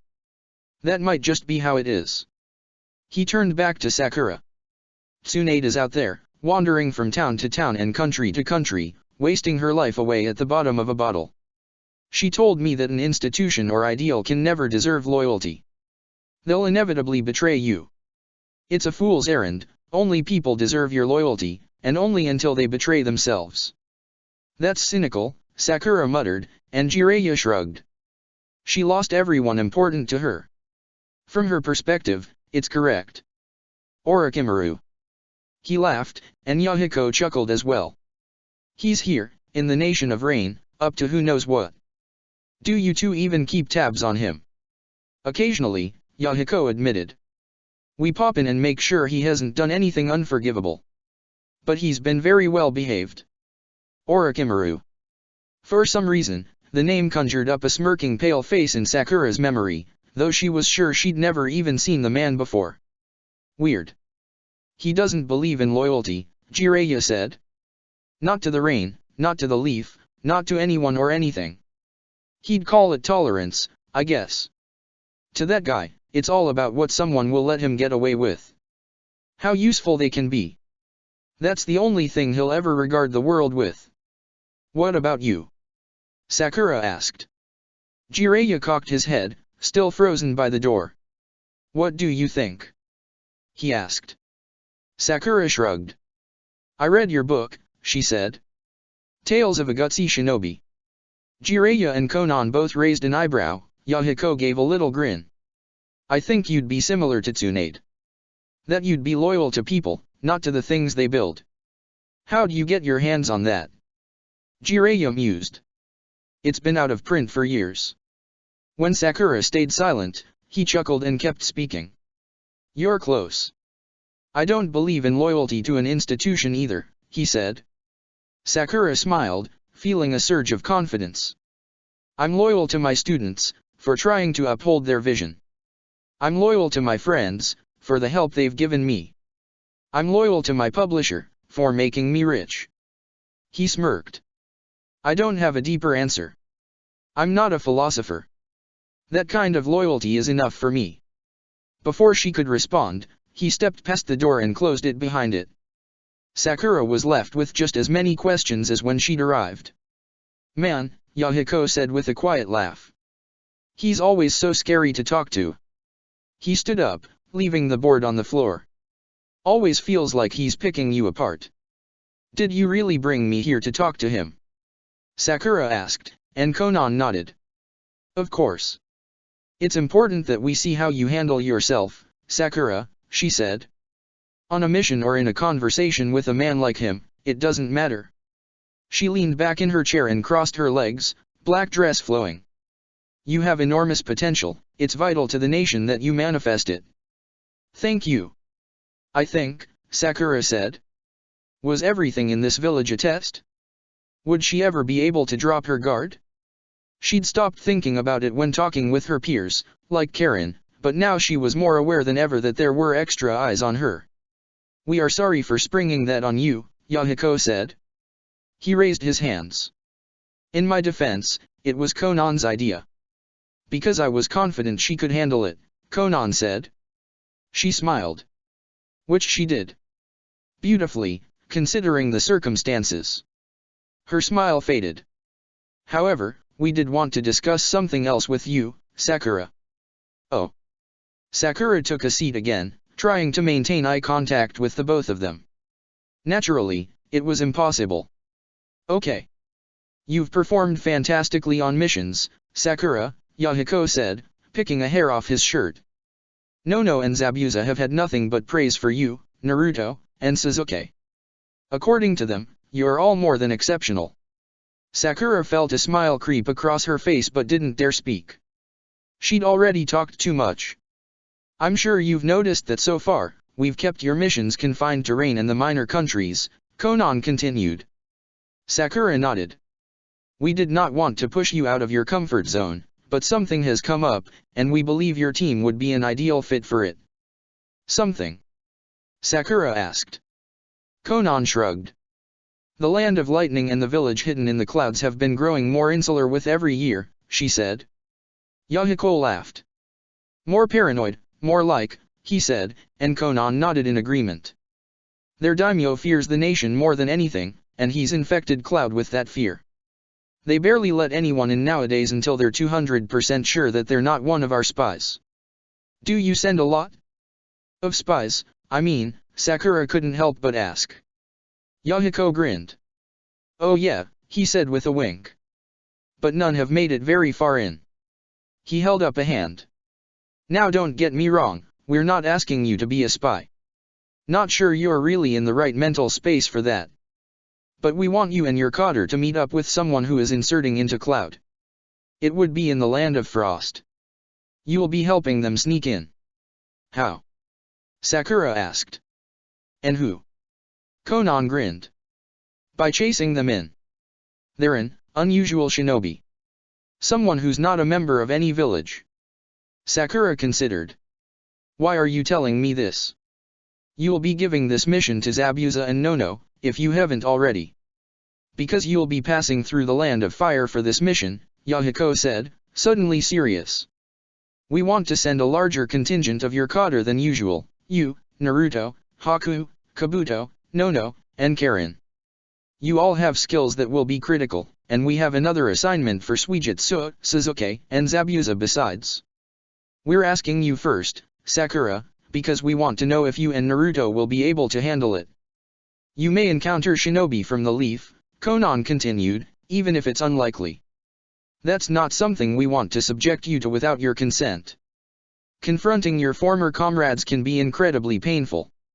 Her eyes had a sad cast. We know that more than anyone. Sakura did not and could not afford to hesitate. Yes, she said, and Konan's eyebrow went up at her forthrightness. If we're not ready by now, we never will be. You're making the decision for them, Yahiko said, and Sakura's doubt reared up from within like a snake. That's good enough for me. He straightened up. We'll do something official later, but that's just for the ceremony. People love that stuff. Excuse me? Sakura asked. Sakura, you were denied a promotion, despite having obviously earned it, because you humiliated an ally of your village, Yahiko said. Sakura blinked. As of right this second, you're a Chunin. Got it? You'll be the second in command for this mission. What? Sakura said, and then tried to catch herself. What? Well, since Haku is a member of the Akatsuki, he technically won't have to take your orders, Yahiko mused. But I bet he would. You made an impression on him. Don't I need to do paperwork? Sakura asked, her head spinning. She was a Chunin? Just like that? Shouldn't she have done something? Yahiko snorted. Oh yeah, a lot of it. That's why we kept all the daimyo's bureaucrats around. But you can worry about that later. He gestured towards the door. Go share the good news, and tell Naruto to get ready. You guys will be heading out late tomorrow. Sakura stayed seated for a moment, not sure if she was really being dismissed. You good? Yahiko asked, and she shot to her feet. Yeah. She said, surprised at herself. Was she really that happy to get a promotion?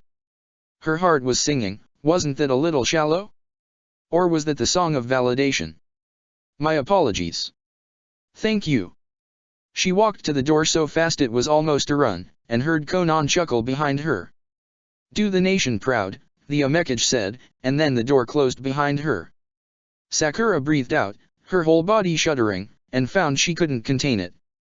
She leapt into the air, letting out a silent yell and throwing out both her hands in pure exultation. She'd done it. Even if it had taken a couple months, she'd been promoted for fighting Gaara. All the doubt and fear that had festered inside her since she'd woken up in the hospital afterwards shot out of her in a single heavy exhalation, and she suddenly felt like she could kick down a building or jump past the clouds. Ahem. She froze as she landed and looked over to find Kimimaro standing farther down the hall. Had he been there the whole time? Sakura felt her face boil. Do you need an escort back? Nope. She said. Her voice came out at an embarrassing pitch. I'm good. Thank you. She fled past him, down the twisting halls and to the high balcony and hurled herself off of it into the rain, sliding down a nearby building and into the city. She had to find Naruto and Sasuke, she thought, her hands tracing the wet steel of the building as she slid down it, chakra sticking her to it like a fly on a wall. She had to let them know about the mission, and to let them know the good news.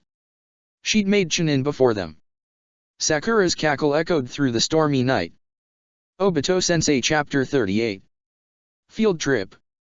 Do you think it's gonna get better? Obito asked, wringing out the hand towel and grimacing at the stain on it.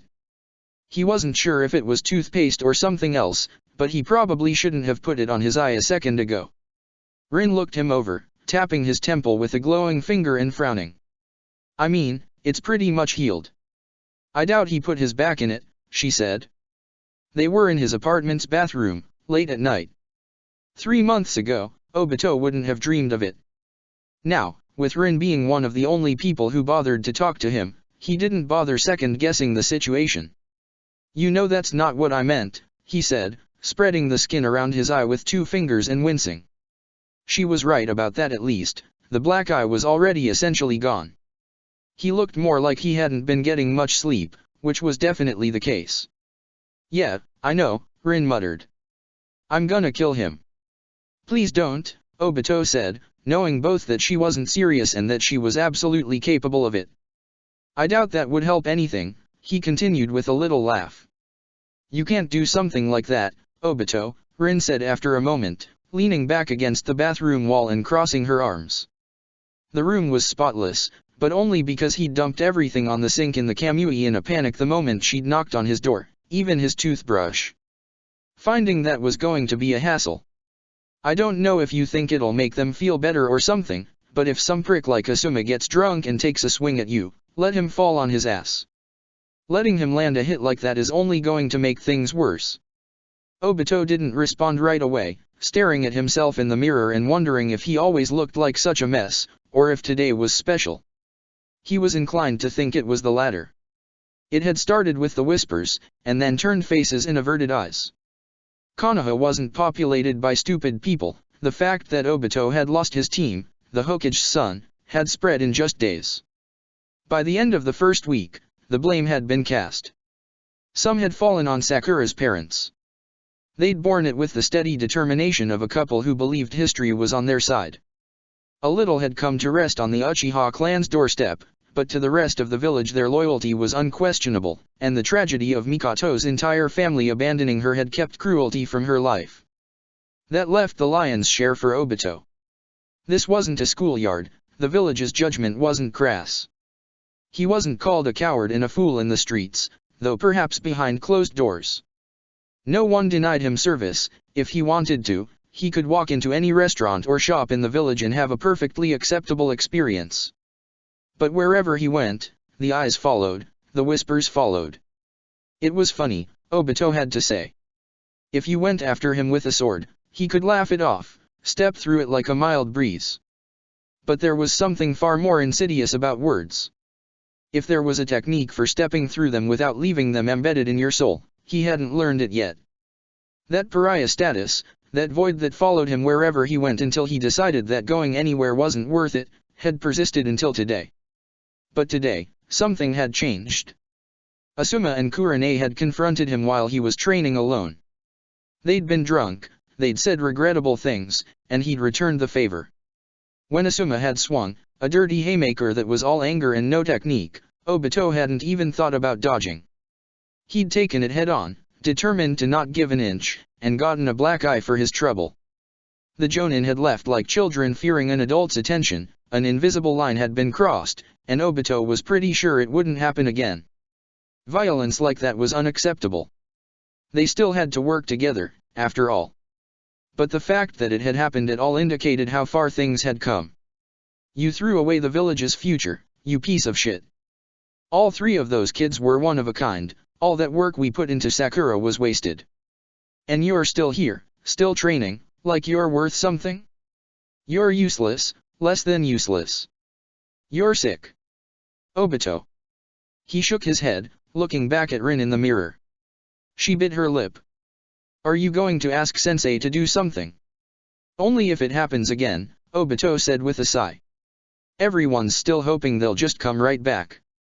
Every day they don't, it gets a little rawer. Maybe they should, Rin said with a sneer. You don't deserve this. Those morons. Hey, he said, trying to sound firm. My bruise, my decision, okay? And besides, Kushina would do more than just threaten to kill them if it came to that. I just can't stand it. Rin's hands curled into fists. I feel like I don't want you to end up like Kakashi's father, Obito. Obito blinked, straightening up. What do you mean? He asked. Rin's face grew hard. Did you ever ask how Kakashi inherited his sword?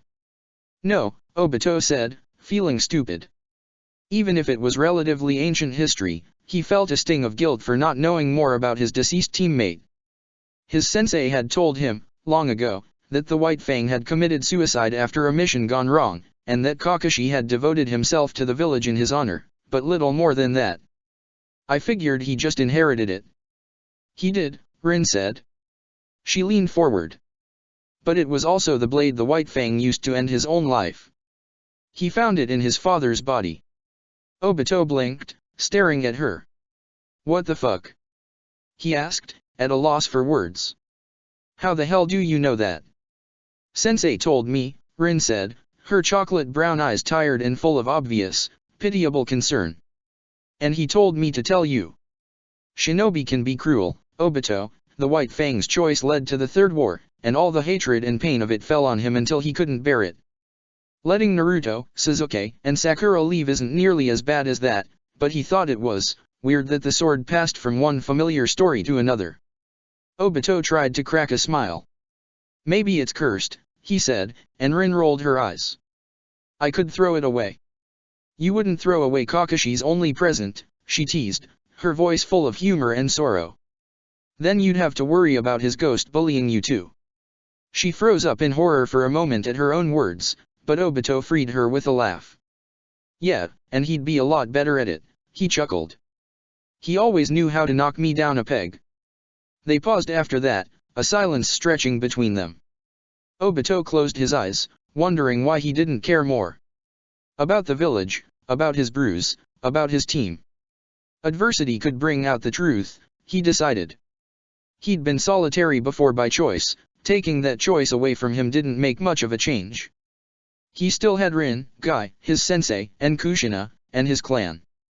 He hadn't lost anything irreplaceable, or broken anything that couldn't be repaired. But still, it hurt. It hurt enough to make his throat close up and his heart struggle. Konoha turning its back on him was the worst pain he'd ever experienced, and it had only been 2 months. He didn't know what he would do if Sakura's mission continued for much longer. His dreams seemed to be only drawing farther away. Maybe I should take a vacation, he suddenly said, and Rin almost jumped. She gave him a suspicious look. Do you mean, like, a sit on the couch in your underwear vacation? She asked, and Obito blushed. Or a run away to a tropical paradise vacation? Neither, he admitted. Was more wondering if Sensei had anything outside of the village. I could get some fresh air. You always did jump into work, Rin said. He couldn't tell if it was a compliment or not. But that might be best, especially now. People have short memories, and absence makes the heart grow fonder. If you left for a bit, morons like that meathead Sarutobi might start missing you. You don't gotta put it so cynically, Obito grumbled. Rin laughed. Can't I just do my job without all those extra considerations? You can, Rin said. But I can't forget them, Obito. Well, I guess it won't hurt for someone to keep track of them, Obito said. Rin pushed herself off the wall, stretching her arms over her head and popping out her chest, and Obito forced himself not to stare. Do you want me to stick around? She asked, and he blinked. We could rent a movie or something, if you don't want to be on your own. She grinned. I've got no plans tonight. That's He swallowed. That's fine. I appreciate it, but I think I'm just gonna go to bed. You sure? She asked, cocking an eyebrow. Obito felt like she was appraising him, but he couldn't tell why. Yeah. He grinned. I think my VHS is broken anyway. He wasn't going to admit that he'd never used it, not since the day he'd been gifted it more than a year ago. Hope you have a good night. They left the bathroom together, Rin regarding him with an inscrutable look the whole time. All right, she said. If you're sure. Don't be afraid to reach out, okay? Come see me if you do end up going on your little odyssey. I will, he said, marveling at how lucky he was. He opened and held the door, and Rin smirked at him as she stepped through. Thanks, Rin. Yeah, she said, waving him off. Just remember, next time let them fall on their ass. There won't be a next time, he said, and she rolled her eyes. But I'll remember. Night, Obito, she said, and pulled the door closed behind her with irresistible strength. ####. The next day came, and Obito did his best to embrace it. That was, until he made it to the front door. Hand resting on the knob, he considered the glances he'd get walking the streets, and dropped his hand. Even if it was childish, he didn't want to deal with that today. So instead of stepping through his door he took a couple steps through space and time, directly into the Hokage's office. The office was, as usual, occupied. However, he'd clearly interrupted a special occasion. Usually the office only held one Hokage, today, it had two. Both his sensei and the Sandaime were seated across from each other, heads bent low and deep in conversation. Some chairs had been pulled from the walls to the center of the room. They both glanced over at him at the same time, inhuman reflexes alerting them to his presence before he had even fully left the Kamui. Obito, his sensei said, the Sandaime nodding in acknowledgement. Good timing, believe it or not. Grab a seat, would you? Obito gave a silent nod and pulled a chair up to form a triangle with the two men, plopping down in it with one leg crossed over the other. The Sandaime sighed, shifting to face him. I must apologize on my son's behalf, he said, sounding tired and old. It was a little unnerving, Obito thought. Even if the man was old, he was always a pillar of surety to the village. Here, dressed in simple clothes and his wrinkles deeper than ever, he seemed less than what he really was. What Asuma did was unforgivable. Biwako has already made her displeasure known. Obito flinched. Biwako Sarutobi was one of the village's most senior medical ninja, and wasn't exactly known for her bedside manner. Rin had told him a couple times she was the only shinobi she was really scared of. Well, I hope you won't mind if I have forgiven him then, Sandaime, he ventured, and the old man chuckled. As you can see, it wasn't anything permanent. No, but something doesn't need to be permanent to matter, the Sandaime said with a smile. Shinobi alone are proof enough of that, after all. His smile faded to a frown. We're concerned, Obito. The both of us. About me. Obito waved them off. I'm fine. I don't want you two going out of your way. The Sandaime knew the truth behind his team's defection as well, of course. His sensei frequently turned to him for advice, even decades into his reign. The man had essentially built Konoha as it was, after all. He's right, Obito, Minato said, steepling his fingers. We've made it very clear to the Jonin commanders that something like that was completely unacceptable, and yet you're still being harassed. Short of coming out and revealing Sakura's defection was planned, we're unable to do more at this point. He frowned, so severe that it probably would have scared anyone else out of the room. I thought better of them. They think I threw away your son, Sensei, Obito said candidly. I'm surprised it hasn't been worse. Well, that's just what we were discussing, the Sandaime said. Obito, we think it may be prudent for you to leave the village for a time. To let wounds heal, as it were. Obito laughed, and the two men stared at him. Beat you to it, he chuckled, and Minato cracked a grin. I was wondering if you had any assignments, Sensei. Nothing very long-term, but enough to keep me busy. Well, that's just the problem, Minato admitted. At the moment, things are relatively quiet. He glanced at the Sandaime. There is one mission I was going to give to Guy, but perhaps it would be a better fit for you. Of course, it probably would only take you a day or two. What is it? Obito said, mulling it over. He considered his harebrained plan from the night before, cooked up after Rin left when he had nothing but himself and his ambition for company. Maybe this would be the perfect fit. You're aware that Kumo has had unusual trade habits in the last few years, Minato said, and Obito nodded. It was a given. Paranoid and insular, the land of lightning and its village hidden in the clouds gave few tells to its activity, and the mass movement of weapons, chakra conductive material, and other unusual trade goods past its border was one of the few ways to keep abreast of its intentions. All of our sources, and the daimyos as well, agree that Kumo is up to something big, but the reality of the matter is top secret. No one has managed to learn a thing beyond the fact that they're building something. He made an unimpressed air quote around the word, and Obito grinned. Something like, what? A bunch of swords? All that metal's going somewhere. Somewhere, Minato agreed, but I doubt it's that mundane. Most likely it's an expansion of their weapons program. Obito nodded, remembering a distant conversation with Rin, from before the Chunin exam, from a different world. It is Cloud's recent actions that may provide further clues. The Sandaime spoke up, his gravelly voice instantly commanding their attention. The government of the Land of Lightning personally reached out to a rogue ninja on their behalf. A rogue? Obito asked, leaning forward. That's not really their style. He is currently being pursued by the Nation of Rain, and apparently seeking sanctuary, the Sandaime continued with a shrug. He is not a defector from any village, he is a rogue in the sense that he is a shinobi without any loyalties. I doubt you have heard of him. What's his name? Obito asked. Katasuke Tauno, the Sandaime said. He was right. Obito hadn't heard of him, and certainly hadn't seen him in any bingo book. By all accounts, he's a genius, Minato elaborated. A reputation with some backing, considering he's maintained his independence for years, until now. He gestured between himself and the Sandaime. We, and I'm sure anyone who is paying attention, are very curious why he of all people would be approached by Cloud, especially when it goes so against their recent goal of only recruiting internally. So you want me to track him down? Obito asked. Why is Rain chasing him? Most likely for the same reason.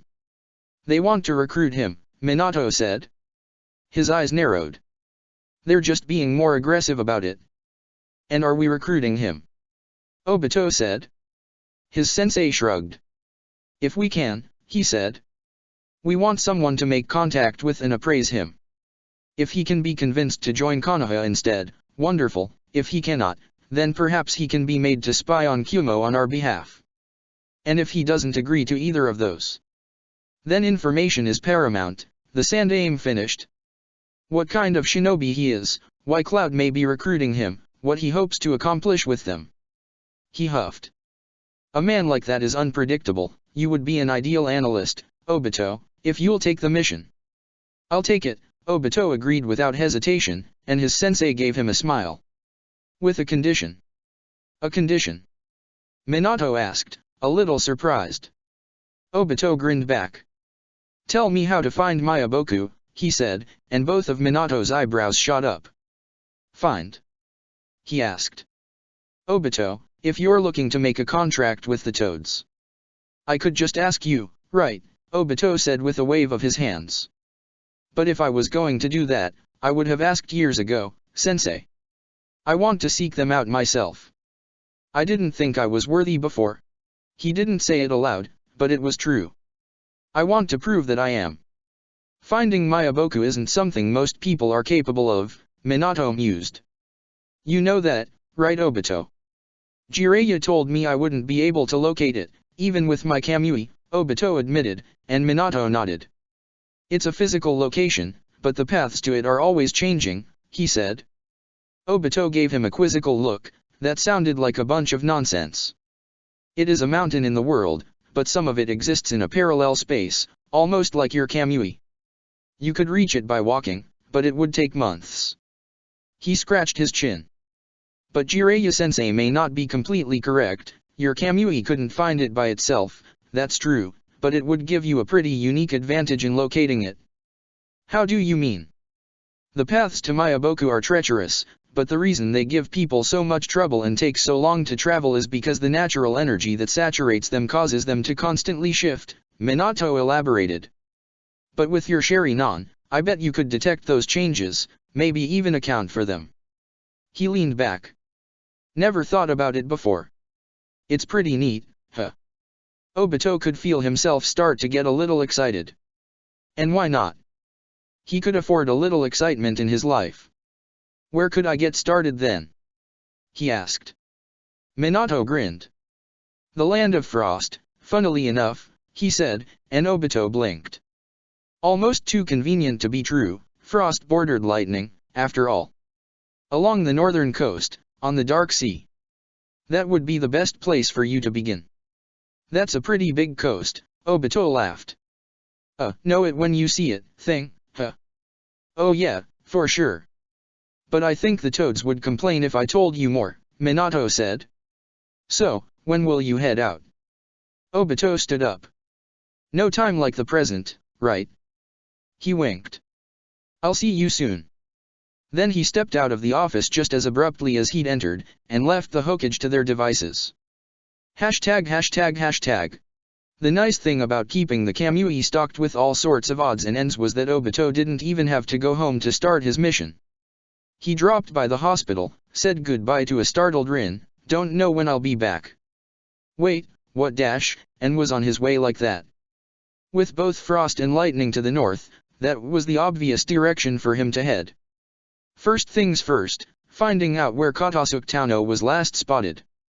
As ever, Obito counted his lucky stars that Jiraiya had given him access to his information network. It made boring work like this infinitely easier.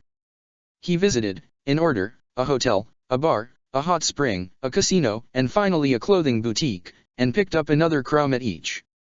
By the end of it he'd spent over 20,000 ryo in bribes in 6 hours of his day, but his final trip gave him a name to work with. Hayama.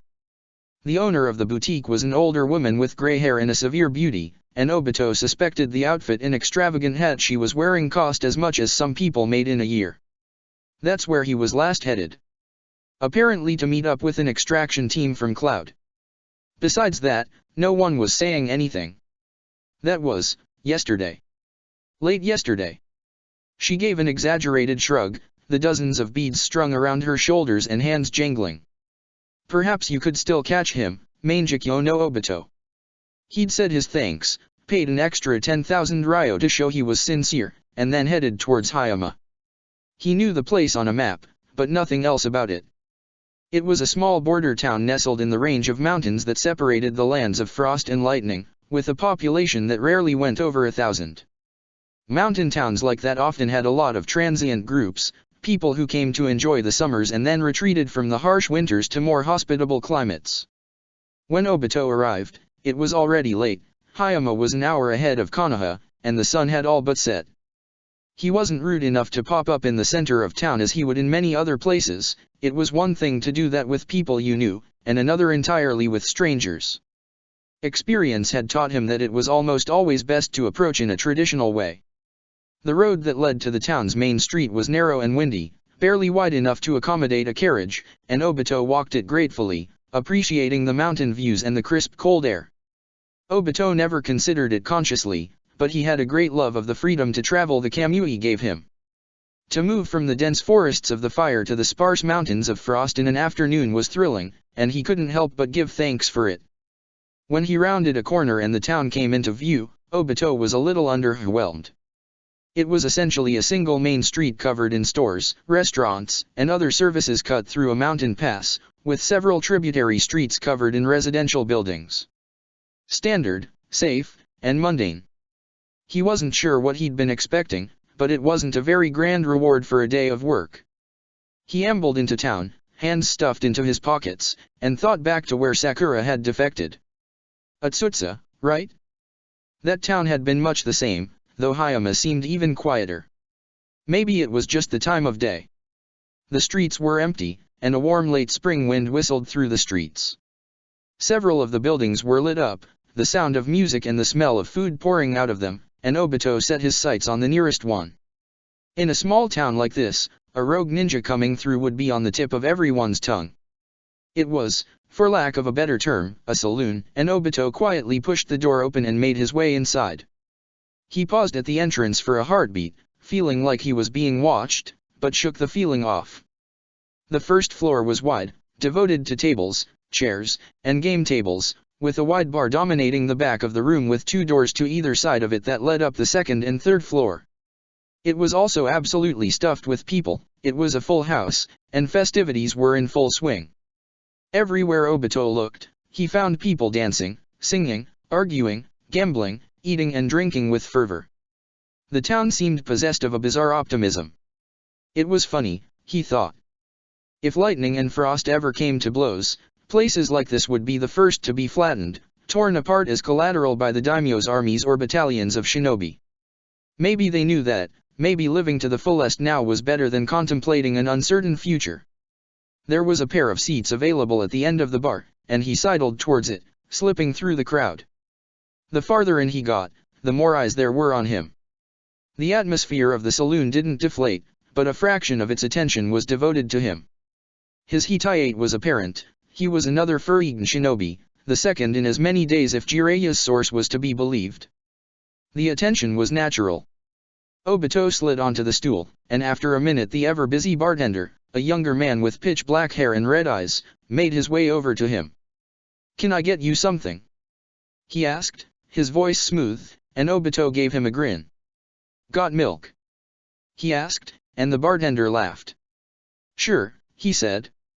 Setting up a tab. Obito couldn't help but be impressed. Innocent question with plenty of implications. He liked that. "No, just for the night," he said. The bartender shrugged. 20 ryo then, he said, and then he went to fetch Obito's drink. When he came back with a short ceramic mug, Obito pulled out 2 bills. Each was 100. The bartender eyed him warily. "One's for the drink," he said, and the younger man snorted, an abbreviated laugh. "The other's for some information, if you think you could help." "Oh yeah?" he asked. He held his hand out, and Obito folded both bills neatly and dropped them in the waiting palm. "You're a shinobi, right? From Konoha?" "Yup," Obito said. He took a sip of his drink. To his surprise, it was pretty good. The milk was probably local. He'd seen a couple stables on his way in, and it didn't have any of the chemical taste that something transported up to a town like this would have. "Have you seen any others coming through recently?" "A couple, yeah," the man admitted, his eyes darting towards the entrance. Obito smiled, not turning to look. "Some from the land of lightning, and some from the land of rain." "Rain?" Obito blinked in surprise, and the bartender gave him a curious look. "Really? All the way up here?" "Yeah, I think so," the man said. "I mean, we try to keep track of the symbols, you know, and they had the ones with 3 lines. They were chasing after the lightning folks, seemed like. Anything unique about them?" Obito couldn't help but ask, and the man shook his head. "I didn't see 'em myself," he explained, glancing over Obito's shoulder once again. "If you wanted more specific stuff like that, you'd probably want to talk to Kisame." "Kisame?" Obito asked, before he suddenly realized there was someone behind him. He froze. He'd been aware of the commotion filling the building, even with his back turned, but the nearest table was almost 10 feet away. He hadn't heard the creak of the wood floor, felt an unsteady presence. There was simply someone there now, appearing without warning. If they'd snuck up on him like that, they had to be a shinobi. The bartender had seen them approach, he just had been stupid and macho and not looked back himself. Obito didn't make any sudden moves as the ninja behind him stepped to the side, settling down on the stool next to him. He glanced to the right, trying to seem non-threatening, and then up. The man who'd taken a seat at his side was enormous, easily 7 feet tall and more than twice Obito's width at the shoulders. He wore a tan shirt with a brown vest and simple blue pants with a belt, and there was something wrapped around his neck and hanging down his back, like a scarf made of razor scales. As Obito watched, it shifted like a living thing, settling into a more comfortable position. That was noteworthy, but so was the man himself. His skin was a dull blue, and his eyes were small pale dots in a harsh and wide face. He looked over at Obito and grinned, and Obito saw that his teeth were sharp and triangular, filed or natural, he couldn't tell. They reminded him of a shark. So, the man asked. What brings you to my town, Obito Uchiha? With his surprise buried, Obito didn't hesitate. He finished his drink and stuck out his hand. You've got me at a disadvantage, he admitted, and the man laughed. You know me, but unfortunately, I don't know you. Kisame Hoshigaki, the man rumbled with obvious amusement, refusing to take Obito's hand. Obviously he knew what Obito's touch could do. Not here to cause trouble, are you? Kisame. He hadn't heard the name until a moment ago, but the man exuded so much obvious power and authority that Obito was baffled at how that could be the case. I don't think so, he said, withdrawing his hand. I'm looking for someone, that's all. Those shinobi who came through here earlier, Kisame, the bartender spoke up, and Kisame gave him an amused look. The ones that almost started a fight. Figures, the man grunted.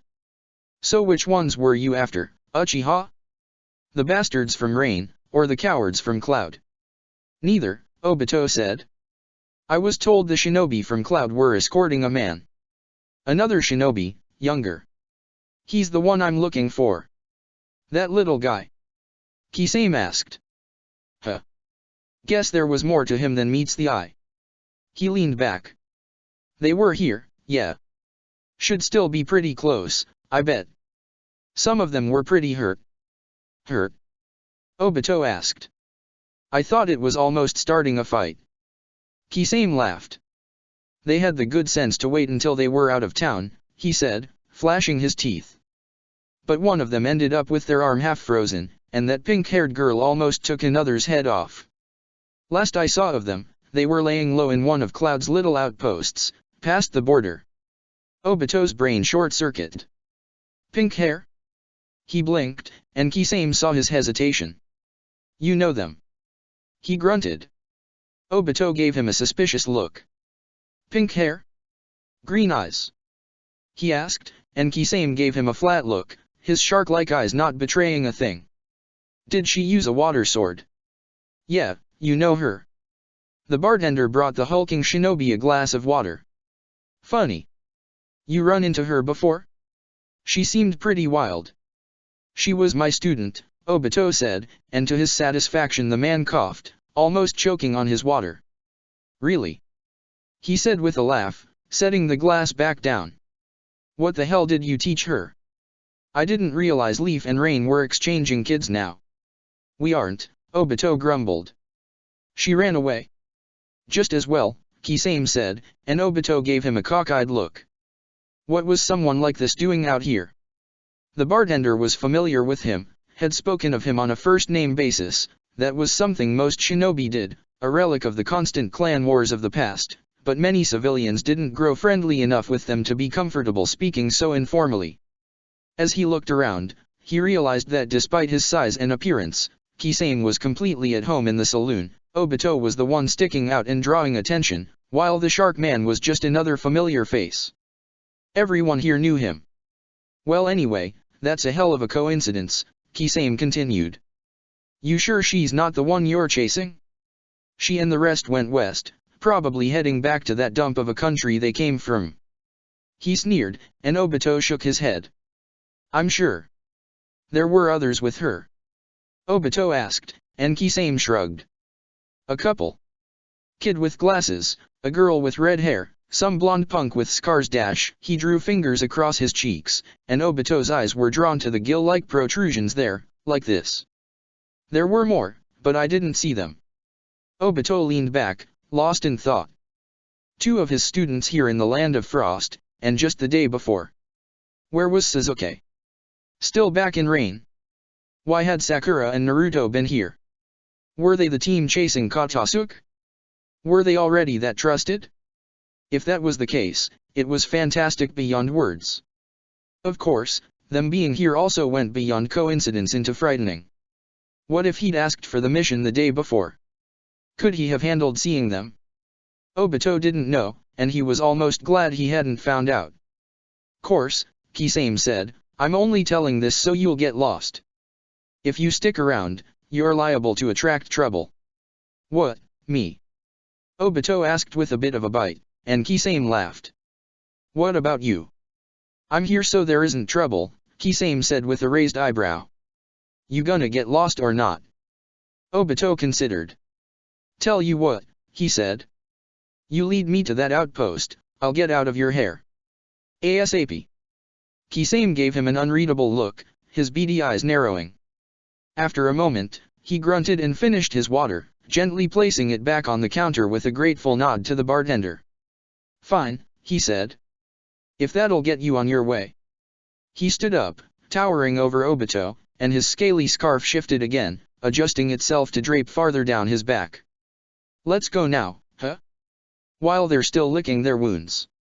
Obito finished his milk and left the counter behind, following Kisame as the hulking man forged a path out of the bustling saloon. When they stepped outside, he realized the sun had already set, the mountains were draped in shadows, and the wind was growing colder. Kisame glanced back at him, a couple of his teeth bared in a half-grin. It's gonna be to the north. Hope you don't mind a walk, Uchiha. He set off down the main and only street, and Obito hustled after him, having to take 2 steps for each of Kisame's. I'll admit, he eventually said as they cleared the town and started heading into the rocky wilderness of the mountains. I came to find that man, but I didn't think I'd find someone like you. Are you flirting with me? Kisame grunted, and Obito laughed.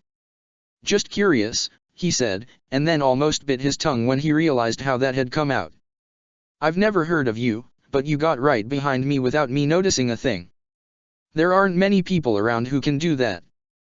They moved off the road, picking up the pace and gliding between scrub oak and stone inclines. Maybe you've just got a high opinion of yourself, Kisame said with a chuckle. Obito rolled his eyes. Don't think anyone's accused me of that before, he said. Kisame laughed again, this time a little more genuinely. What are you doing in a town like Hayami? It was plain enough that everyone there knew you. You must have been there for a while. Long enough, Kisame said, glancing back as they began climbing a hill far too steep for anyone but a shinobi, loose chunks of rock skittering away beneath them. Why do you care? Like I said, I'm just curious, Obito said, doing his best to appear non-threatening.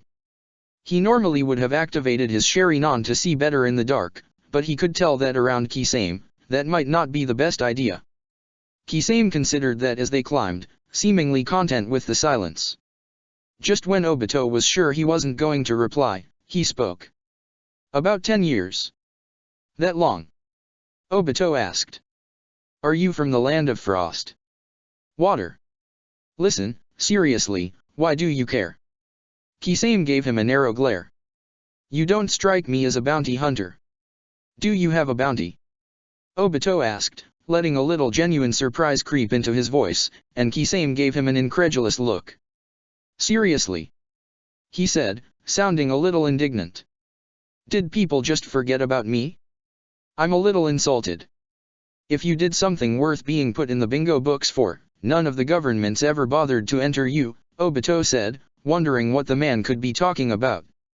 So if you're from the land of water, you're a fugitive then? Were you with the village hidden in the mist? Kisame slowed down and gave him a careful look, obviously looking for deception and finding none. He shrugged. Yeah, a long time ago. It doesn't matter anymore.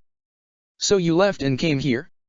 If you might have a bounty, I figure a guy like you would stay on the move, Obito continued, and Kisame snorted. Do all leaf ninja ask a bunch of questions, or is it just guys like you? That's fair, Obito said, raising one hand in mock surrender as they crested the top of the hill, the mountain range stretching out before them. Sorry for being pushy. Let me ask you a question then, Kisame said, giving him a mean grin. You're some big shot, aren't you? Right hand of the Hokage, I've heard. Obito shrugged, and Kisame's grin twitched. So if that's the case, how come you're out here in the boonies, chasing down a little guy like that Cloud VIP? My students defected to AIM, Obito said after a pause. Give and take, he figured, and besides, he didn't care what some fugitive ninja in a small mountain town thought of him. One of them was the Hokage's son. I'm not very popular in Leaf right now, so I asked for an assignment like this one. Kisame grunted. You lost a kid like that? How'd they manage to get one over someone like you? They snuck off in the middle of the night, Obito said. I wasn't paranoid enough to think they'd do something like that, so I didn't wake up. It was a practiced story that he'd given out many times in the last 2 months, and like the best lies was partially true to boot. Kisame gave him a look. He said, and Obito blinked. The man knew he was lying. How was that possible? And they're going after you for that. Obito gave a brief nod, refocusing on navigating the treacherous mountain paths, and Kisame chuckled. Shits like that is what made me leave. There's no gratitude in a hidden village, they like you so long as you're useful, and then if you mess up they'll put your head to the curb and stomp down on it. Well, that hasn't happened yet, Obito said, self-consciously tracing his healed black eye. The village is grieving. It just needs some time. Kisame sneered. Your village doesn't have any feelings, Uchiha. It's just full of people who do. Some of them will get over themselves, and some of them are gonna hold a grudge for you till they drop dead. Maybe cause you're already a big shot, enough of them will stop to trick you into thinking things have gone back to normal. Obito stared at the man as they rushed down the back of the mountain, feeling the cold wind against his face. What did you do then, that made people not forgive you? Kisame grinned. You know, if we fought out here, I could probably take you, so what the hell? His teeth were bright in the dark, and his huge scarf was rippling. I killed the Land of Water's daimyo. A little better than misplacing a couple brats, don't you think? Obito came to a stop, almost tripping over a boulder that had settled on the mountainside long ago and clung there in apparent defiance of gravity. You're the one who killed the daimyo, he said, feeling the hair on the back of his neck stand up, and Kisame came to a stop as well, still grinning. Are you for real? Kisame's smile faded. You really aren't a bounty hunter. He kicked a rock, apparently disgruntled. You didn't jump or anything. Obito just cocked his head in disbelief. Everyone knew that the Land of Water had suffered a tragedy a decade ago, its daimyo slain by one of the 7 swordsmen of the mist who had then fled the country. If it had happened nowadays, the Nation of Rain would likely have been blamed instantly, but back then it had been considered a bizarre and pointless act that had only deprived Mist of one of its legendary swords, a trend that had continued with more swordsmen dying or disappearing. But it had been this man. It didn't make sense to him. Why'd you do it? He asked, and Kisame cocked his head in turn. You don't seem like the revolutionary type. I'm surprised you didn't go to Rain. Or that they haven't reached out to you. I didn't do it because of anything that boring, and those dumb fucks know it, Kisame said, rolling his eyes. Places like Rain just wanted to replace the power structure, that's all they did in that mud bucket, kicking out the government and keeping the bureaucrats. New face, same problems. Just a pretty little lie. He crossed his arms, staring Obito down and clearly assessing whether he was about to start a fight. That structure, those kind of shinobi, it's the same rot that afflicts all the hidden villages, and all the major nations. Water's civil war helped me realize that.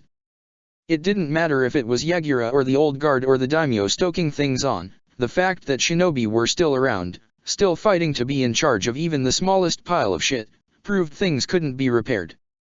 Even when Yagura died from that cursed seal, major clans just started killing each other for the honor of shoving his corpse out of the chair. He grinned. So I killed the daimyo, just to see if that would change anything. And it didn't, so I ran. Shinobi are a blight, so I went somewhere they'd rarely go, somewhere that could be kept safe from them. So what, you're like Hayama's sheriff? Obito scoffed. Kisame rolled his shoulders, and the scarf that was definitely not a scarf on his shoulder hissed. I don't stay here to enforce anything, he said with a laugh. People join law enforcement because they want to have power over their community. Your clan is military police, you should know that. I'm just here to maintain a place I'd want to live. I keep Hayama safe from shinobi, it gives me a roof. It's a fair trade. Sounds like a pointless life. Better than being a village's bitch like you, Uchiha. Obito bristled, but managed to calm himself before doing something stupid. You don't seem like the kind of guy who'd kill a daimyo on a whim, he said. Kisame tensed, and then deflated, his posture relaxing. That's true, he said. I was a different person then. He frowned. You've got an irritating thing about you, Obito Uchiha. From everything I'd heard, I figured you'd just be another murderer. Maybe those stories came from when I was a different person too, Obito said. He couldn't even disagree with the impression. There was enough blood in his past to fill a lake, and that wasn't something that washed off with time and introspection. Were you trying to start a fight? A little, Kisame admitted. It's a bad habit. I thought I'd draw you out here first. Why? You're a famous ninja. It was my job to kill them for a long time. Instincts die hard, you know. I meet someone strong like you, my first thought is I've got to tear your face off. Cute. Obito looked him over. I'm not interested. Then neither am I, Kisame said, looking a little chagrined. Sorry. Usually that whole spiel really gets the morons fired up. Were you even leading me the right way? Or just away from the town? Obito asked, and Kisame nodded. I was, he said, gesturing farther into the mountain range. The outpost is about 5 miles that way. He dropped his arm. I could take you the rest of the way, if you want. Been a while since I've had a conversation, if you don't mind me saying. He rubbed the back of his head. I'd die for Hayama, but the people there aren't really equipped to talk about being a shinobi. And the less they know, the better. You'd die for them. Obito said, starting to walk in the direction Kisame had indicated, and the hulking man followed him. That's a pretty intense thing to say. And unusual in its own right, he internally amended. Most shinobi took it as a given they would die for something. Saying it out loud marked its extraordinary nature. They gave me a home, the man said, his voice uncharacteristically low. Loyalty's in short supply in the world today, you should know that more than most. If they've done right by me, I should do right by them. He laughed. My life ended the moment I killed the daimyo anyway. That's not something you can come back from. Probably not, Obito said, skirting around a fallen tree. But don't worry. I won't be sending any bounty hunters after you. It'd be rude. I'd just kill them anyway. So it'd be a waste of time, Kisame said with a shrug, and Obito gave him an amused look. You're that confident, huh? I can't remember the last guy to openly confront me, he said, and Kisame smirked. I've got same hata, he said, giving the thing hanging around his shoulders a pet, and it shivered. Obito stared, finally giving in to his curiosity and activating his Sharingan. He blinked. That thing's your sword? He asked, and they continued to make mild conversation as they made their way through the deepening mountain night. Check the description for the links to the author.